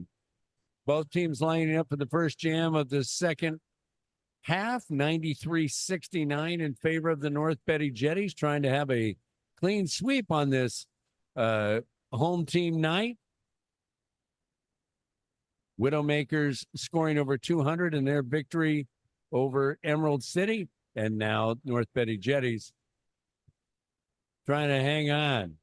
30 minutes, we'll know. Tell me about the awards that happen in half. So those were the MVP awards for the first game. So there's typically an MVP jammer, an MVP blocker, and then an MVP all around. So someone who was kind of the best of both. There you go. And I saw that Eco Terrorist got an award out there. And this was Eco's first game? Yeah, same with Danger. This was Danger's first game with us. They also got an MVP award. And then Chakra's been around a long time. I would say that Chakra is one of the jamming stars of the team. She is, yeah. So a little delay here as the teams are lining up. Checking with the scorers. 93-69. That's going to be our score to start half number 2. Now, I'm a little confused because I recall the jam at the end of the last half ending with the jammer in the box. So I'm wondering if they are trying to figure out if Cloverkill needs to go. Oh, yep, here we go. Oh, no, they're switching jammers to plow. But I'm wondering if they're going to have to start with a jammer in the box. So there you go. Will they start with a jammer in the box? I think that one thing that could have occurred there at the end of that first half was that because North Bay was scoring, they didn't call off the jam. They let it run. So it's conceivable that the North Betty Jetty jammer could have come out of the box in time. Yes. Yes, it is. Yeah, that could be it. Both jammers are currently lined up on the line and ready to go. So nobody's being returned to the box at this time. It's mad plow disease for Humboldt. And it looks like, is that Pyro Fight for North Bay? It is, yeah. They've been a very strong jammer for North Bay so far. Both teams are playing lower on the line, and so these jammers will get a bit of a head start. Now they're creeping up, so things are going to be slowed down here. And here we go. The second half has started, and Mad Plow immediately finds a lane, and they are the lead jammer. And coming around for their first opportunity to try to score and cutting into turn two. And that's a great way for the North Jetty Betties to start the second half. And Mad Plow is going to call it off. So a 4-0 start, making it 97-69. Important to get those first points in the second half. You know, I think it can be a real confidence boost to the team that does get those first points. You come out of the second half, and when a game is this close, if you're the team that's behind, you're really hoping to pick it up and get those points. And if you're the team that's ahead, you want to keep your lead. So, yeah, I think it is important. So here we go. It looks like one of the North Jetty Betty blockers is in the box, and that's why Pyro Fight is able to break loose, because we were a blocker down, and now coming to the blockers to try to score it, knocked out of bounds, and then calling off the jam because Cherry Bomber was right behind and had an opportunity to score. So using the calling off the jam as a defensive move that time.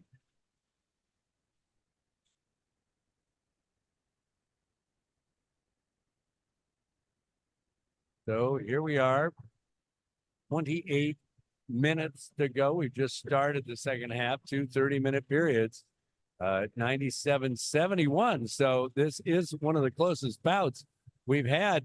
And this is Sprocket Rocket, and stepping out and headed to the penalty box and slipping before the penalty box and falling. So Sprocket Rocket takes his seat, but not without incident. Meanwhile, the jammer for North Bay is gummed up, and they pass the panty to the pivot. And here we go. So Smother Nature passed the panty, and they're calling out play number 2 as they go to the outside. Oh, all kinds of actions and hit, but breaking loose. What an effort by Metal Monk. Meanwhile, Sprocket Rocket gets back on the track and has an opportunity to be the jammer and score some points, and passing up people until well, the jam is still going. I thought they called the jam off there for a second. So Sprocket Rocket coming on another scoring pass. All this with a blocker down for the North Jetty Betties.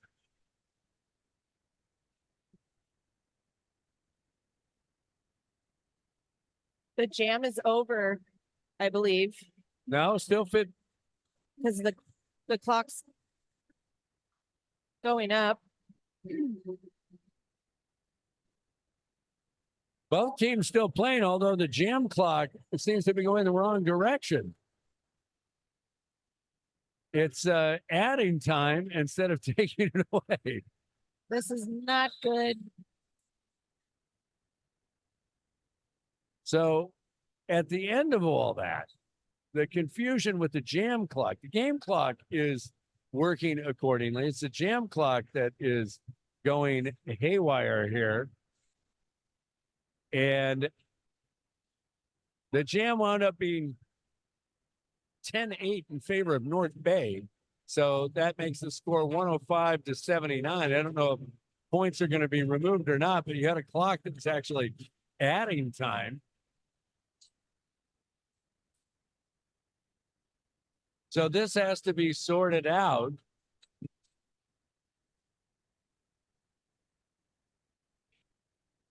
The band takes a full advantage of a break. Want to say thanks to one of our underwriters, the Speakeasy here, as we get towards the top of the hour. They are at 411 Opera Alley, open every day at 4 p.m. Music, craft cocktails, great atmosphere. Little dance party on the track. You know, and a lot of dancing going on here. Meanwhile, the clock continues to add time. Oh, there we go. What I like is the officials that are working the clock are even dancing. The band is in full throat tonight. Yes.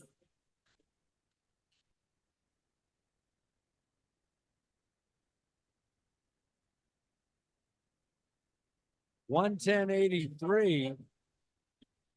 The game clock is working. The game clock shows 25:47. It's the jam clock, which is a separate clock, which runs on 2-minute intervals, which is separate from the game clock, which of course can go on after the game clock has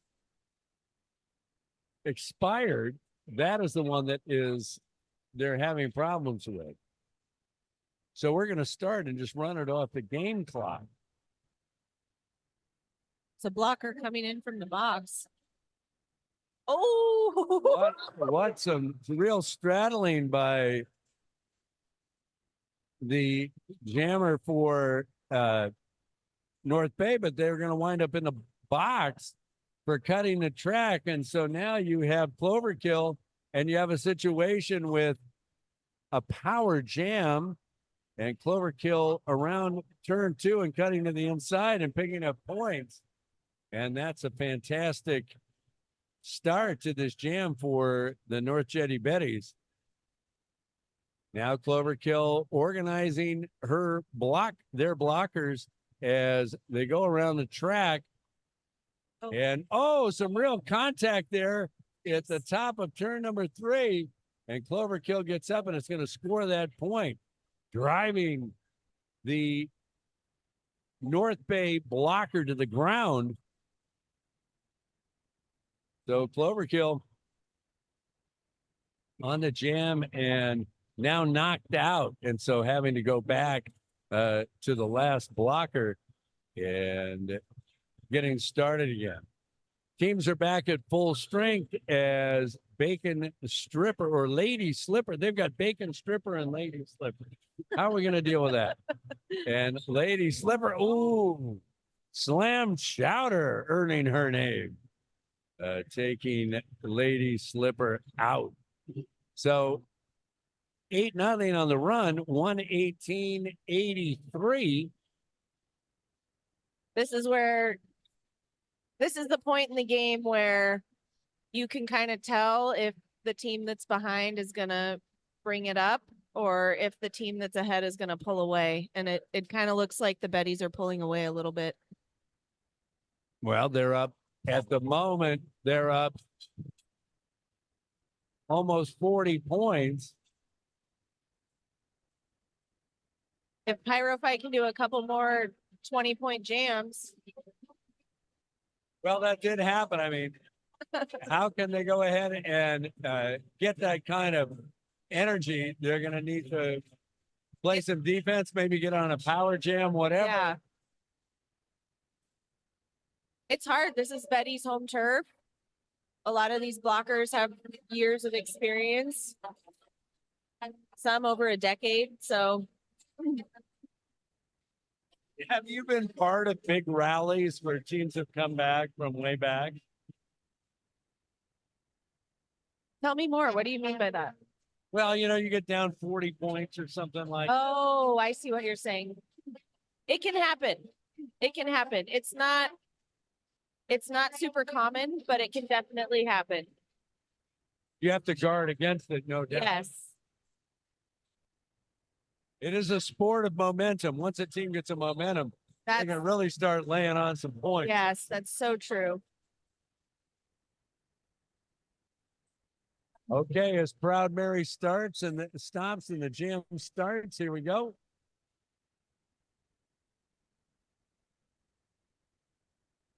And the pushing here down in turn number one. And breaking loose, Matt Plow as he's to the outside. Wow, what a move that was. So now Plow is going to be the one in position to go ahead and try to score some points as the lead jammer and doing a great job. Finding an open seam and just racing through it.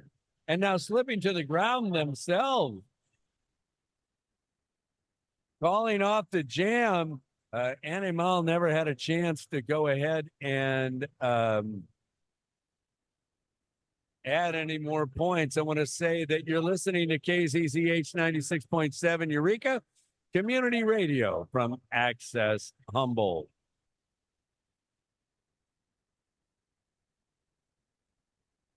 North Jetty Betties are starting with a blocker down. Barium's in the box. A 39-point lead now, 122-83. So a blocker down, and this is a chance for the North Bay team to go ahead and get their jammer loose. It's Pyro Fight, their fastest jammer, but it's Sherry Bomber that's looking like they're going to break away and become the lead jammer. That's with a blocker down. What an outstanding job by Rotten to the Core, Braun-Luc Picard, and Slam Chowder to keep Pyrophyte contained, and now the teams are back at full strength. Now they're not. Rotten Villicourt is going to go to the penalty box. So the North Jetty Betties have been in this one down situation this whole jam. Things really scrunched up here in turn number two. And finally, Pyrophyte will get out and get to the position where they can be the lead jammer, but there's not quite the same zip in the skate that there was earlier. Until that, a nifty move is going to score some points. Cherry Bomber is also loose, and it's conceivable this jam could be called off as they meet the other blockers. It's not, because Pyrophyte, being the faster of the North Bay skaters, you know, they were trying to score some points there and just didn't quite get it. What do you look for when you're coaching, when you say this is the point of the game that, you know, you're going to see some distancing or you're going to see some catching up? What are the indicators to you? Yeah, so what I'm looking for is how the team who's behind is playing. Are they tightening up their defense? Are they really taking risks with their offense? Is their jammer tired? Does their jammer still have a lot of gas in the tank? I'm seeing that their jammers are not being as successful as they were in the first half. And our blockers are really keeping it slow and contained. And their blockers are having a hard time staying together. So in my perspective, it looks like our endurance is better and we're keeping our lead because we're playing slow and together. Well, speaking of endurance better, Sprocket Rocket has just been amazing in this game and just went ahead and scored on 2 consecutive passes, including one that had a full head-on collision and knocking the player to the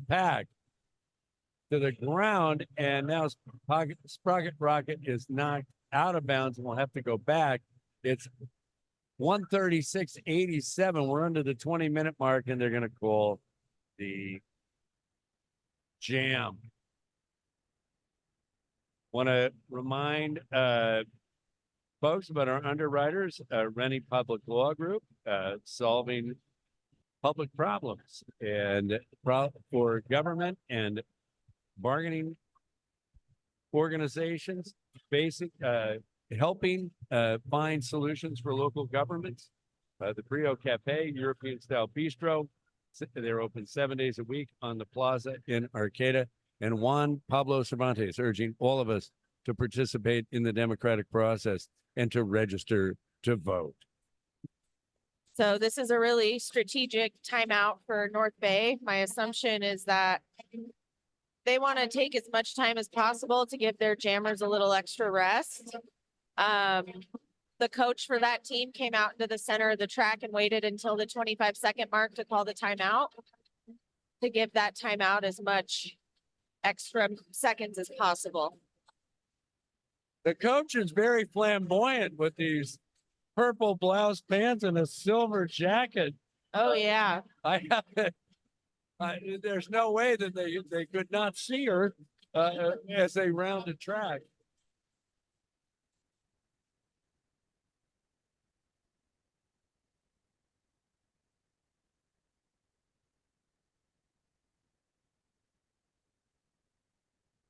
So some switching around.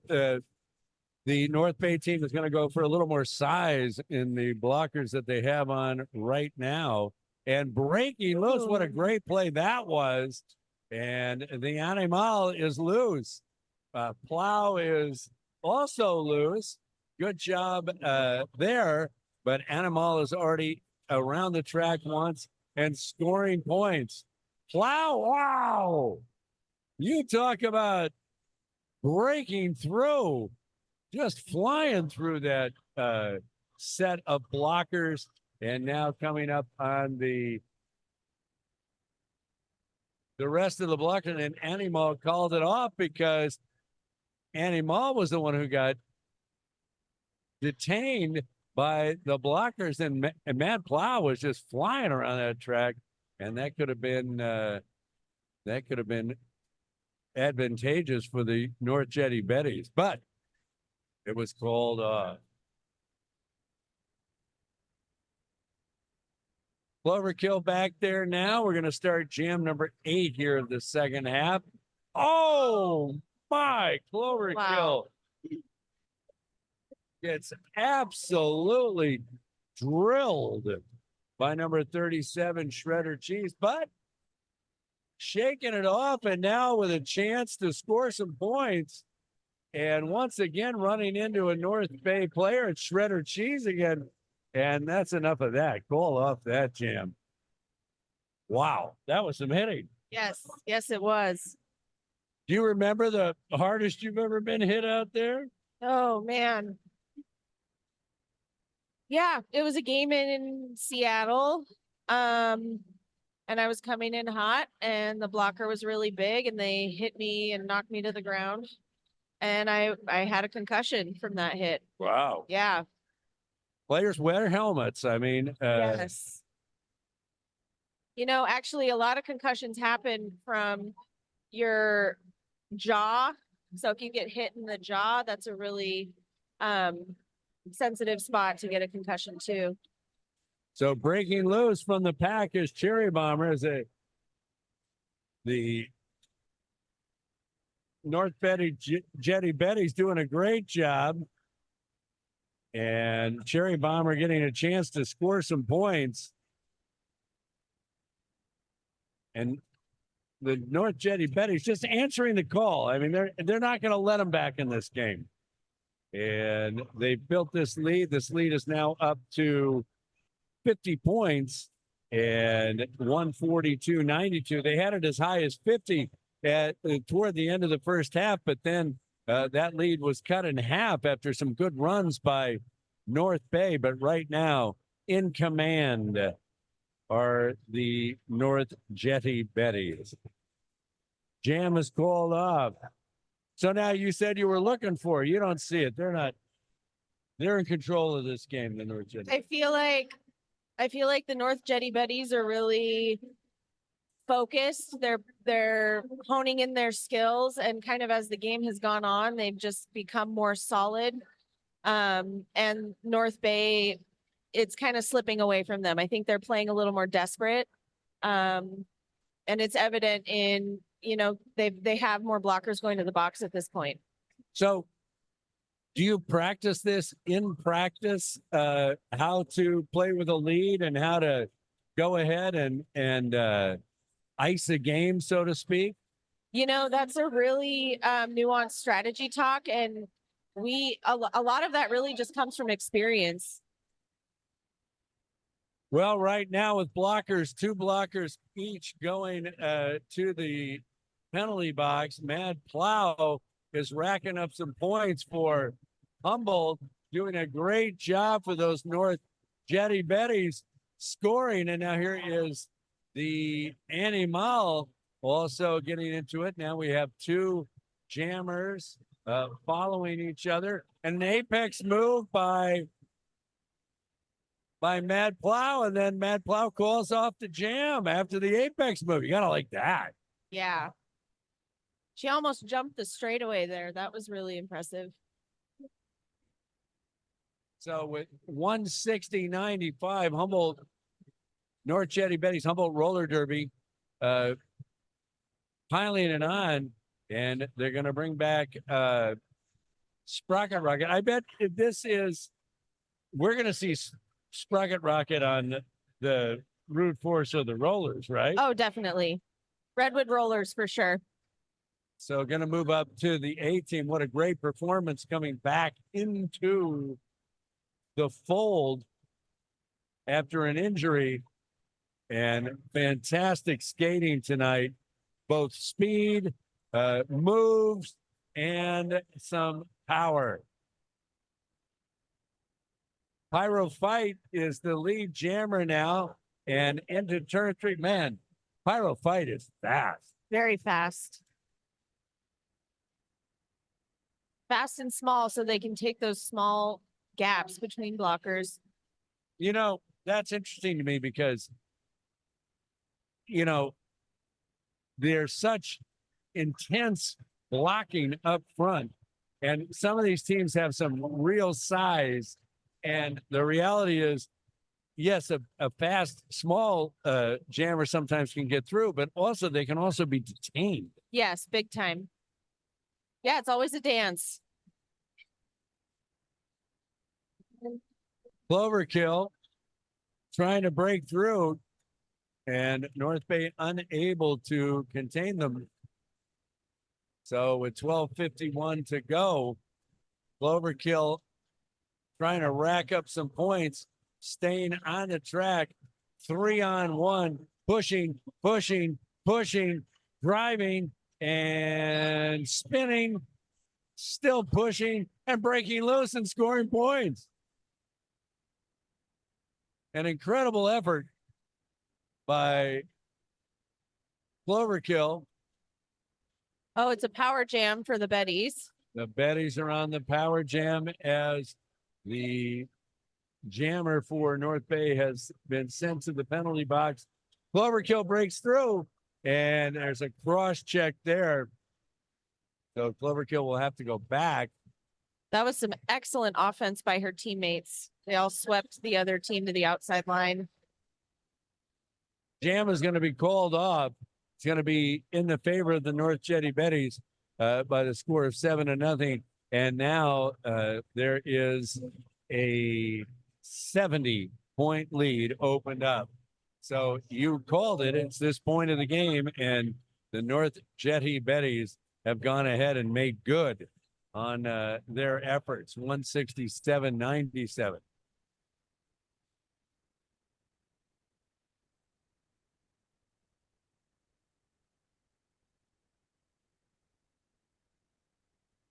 Timeout on the track.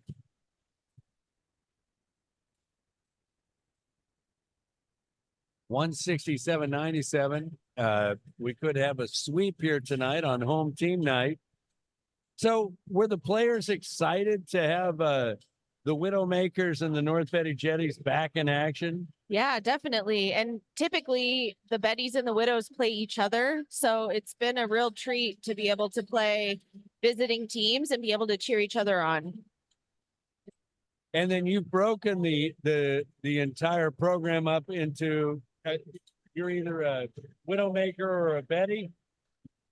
Yeah, so right now our league is pretty small. So everyone is either on the Widows or the Betties. And then from those two teams, skaters are pulled for the Roots and the Rollers. But because our league is so small right now, post-COVID, we're rebuilding.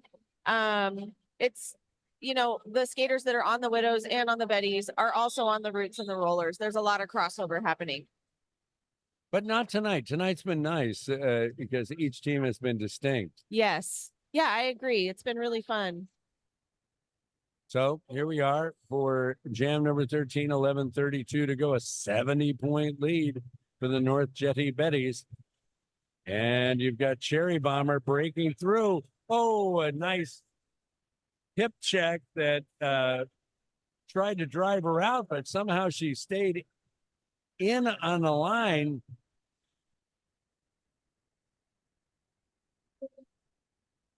Cherry Bomber meets the tripod and is breaking through. And suddenly this North Bay team is looking a little tired. That was a really excellent panty pass. I didn't even see it. There you go. The panty pass goes to the Animal with an incredible apex jump, scoring 4 points. That's going to put the North Bay team over 100 points, 171 to 101. Each team scoring 4 on that jam.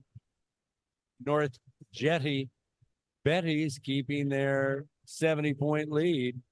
And they're going to have Sprocket Rocket as their next jammer. And that's been favorable for this team all night long. And what do you know? Sprocket Rocket just blows through them. So good. So fast. Fast and methodical. There you go. Who would ever put those two words together?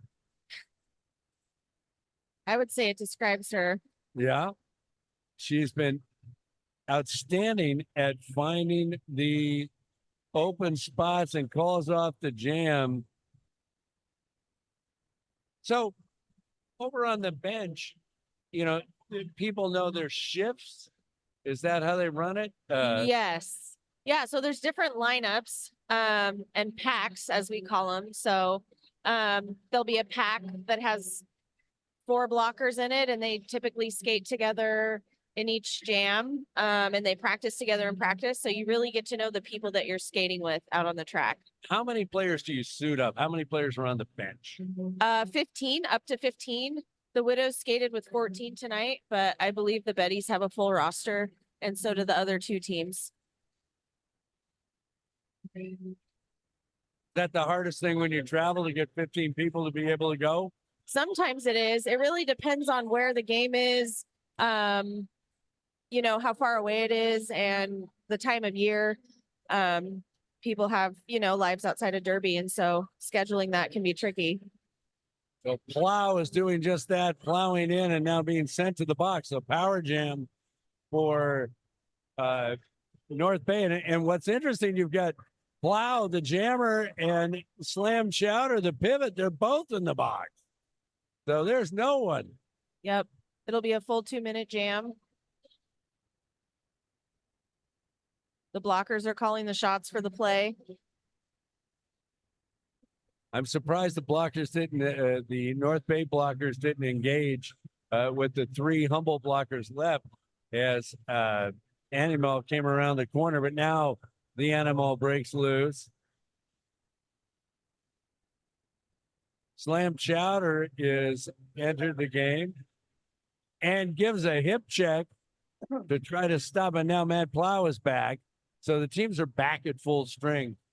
Plow trying to get through, maybe salvage some points out of this.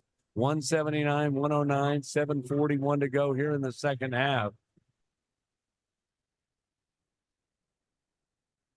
And Matt Plow is going to emerge as the lead jammer.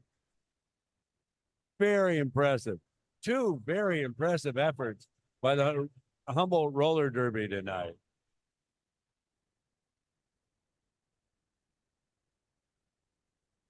Blockers moving at a faster rate than I've seen. Why would they be skating like that instead of setting up for some defense? They were trying to save their points. So Plow was going to hit the pack first. So the Betties were trying to get to the front. So Plow would hit her opponents first and get those points. But North Bay did not want to give up their points. And so they were racing to try to get to the front, which sped up the entire pack. Go.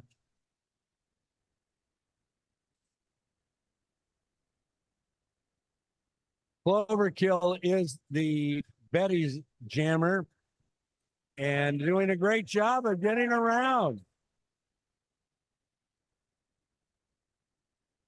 I'll tell you, the escapability, I guess that's a word, right? Yeah. Sure, it is now. Of these Betty jammers and you guys, the Widowmakers in game one.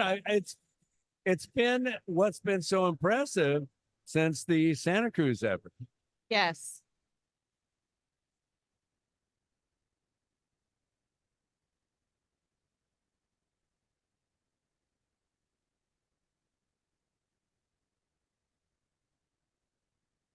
So blockers setting up as we get ready with 5:46 to go here in the second half. This game is going to go to the North Jetty Betties and going to be a clean sweep here on home team night.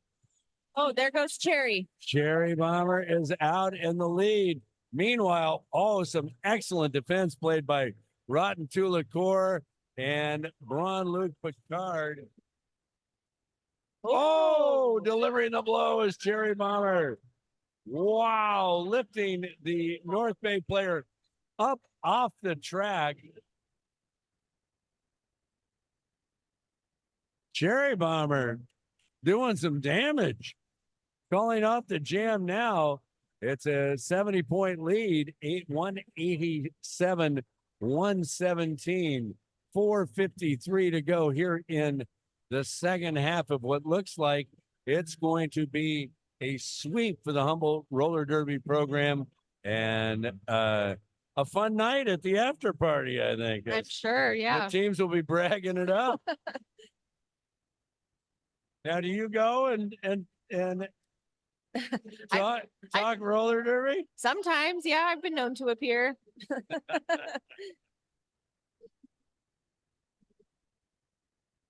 I would imagine you're tired after that. Oh, yeah. Well, because after this, we have to take down the whole event.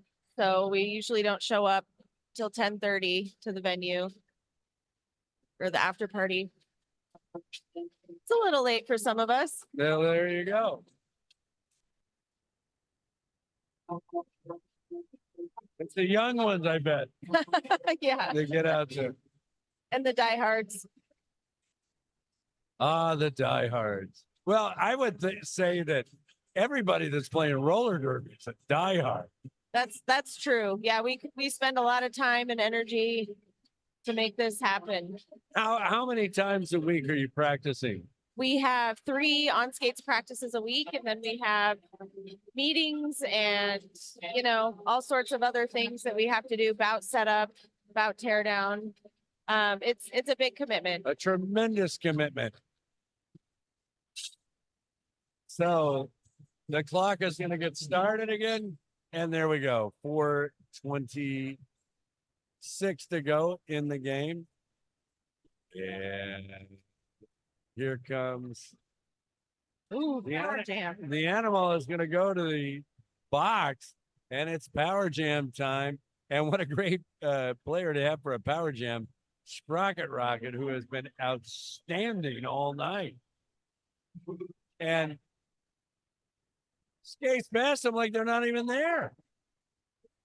Very impressive skater. Fast, very strong, hits hard. Excellent footwork. You can't, and like they say, you can't teach speed. No. So Sprocket Rocket has a chance to take the score for the Betties over 200. The Widowmakers scored over 200 in their bout. Wow. Sprocket's moves on the inside line. Little toe dance. Fantastic. Headed for the A team.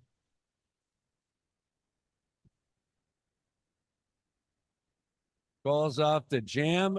203 to 117.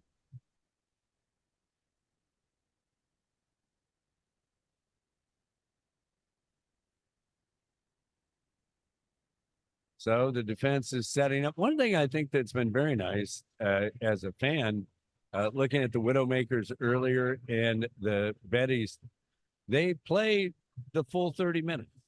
Yes. Yep. I think, even with big leads, you look at it here, this great effort by this tripod, and it's going to be Cloverkill that breaks loose and it's the lead jammer because outstanding defense by Rotten Tulacor and Slam Chowder and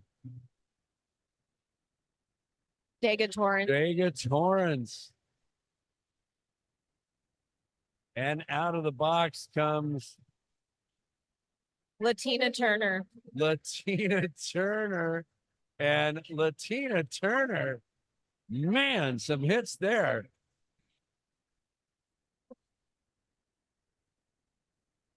I think Latina Turner is a clever name. Oh, yeah. 151 to go, 211, 117. Here comes Cloverkill to try to add some more points, setting up those blockers. And you've got a North Bay team that is tired and almost whiffing on some of these checks and blocks at the moment. Yeah. Yeah, when you get to this point in the game and you have that big of a lead, it really boosts your confidence, but it also shows that you have control. You have a lot of control over the pack, the speed, jammer control. So just doing what you're doing and holding that down. Yeah, it's really, really successful. Well, they have a chance to win this bout by 100, 215, 121. We have just a minute to go. And Cherry Bomber just races through. You've got 3 North Bay folks in the penalty box. So Cherry Bomber Nice. able to break through. Lucille Balls putting up a last line defense for North Bay. 38 seconds to go in the bout. 219 to 121. Do they get that 100 ahead? It'll happen if these two are passed, and they do. Yes. 221 to 121. Mia Malice is the jammer for the North Bay, but not having much luck. Meanwhile, Cherry Bomber, like a promenade, easily around the track and scoring points. 12-0 run on this jam, gets knocked out there and calls a jam, and that's the game. The final, 227 to 121. Both teams tonight over 200 points. Both teams win by over 100 tonight. Outstanding night for the Humboldt Roller Derby program. The final score here, 227, 121. So June is the next home game, right? We had to cancel that game. Our opponent backed out. So the June 8th game is off the schedule now, meaning that we won't have a home game here until September. Yep. So there you go. Our scrimmage at the end of May is open, though. If folks want to come watch our scrimmage, that'll be happening at the end of May. And what time will that be? That's usually the last Thursday of the month, from 7:30 to 8:30. So here, serenading the North Betty Jetties is the band. The fans are all around. The North Jetty Betties, they did a great job tonight, and the Widowmakers were just as good. And it's a great night for the Humboldt Roller Derby program, as for the first time and before the pandemic, the Widowmakers and the North Jetty Betties got out here. So a very special night. Yes. Well, for my partner, Dome Wrecker, who our second broadcast together. Way to go. That was great. And you played great tonight, I should thank say. you. For the Widowmakers and everybody, Nate Dogg and Matt, Tom Chan with the incredible theme music that we have. I'm Paul Brasou. We're going to sign off here. Final score In the second game tonight, the second bout, North Jetty Betty 227, North Bay 121. For Humboldt Roller Derby, good night.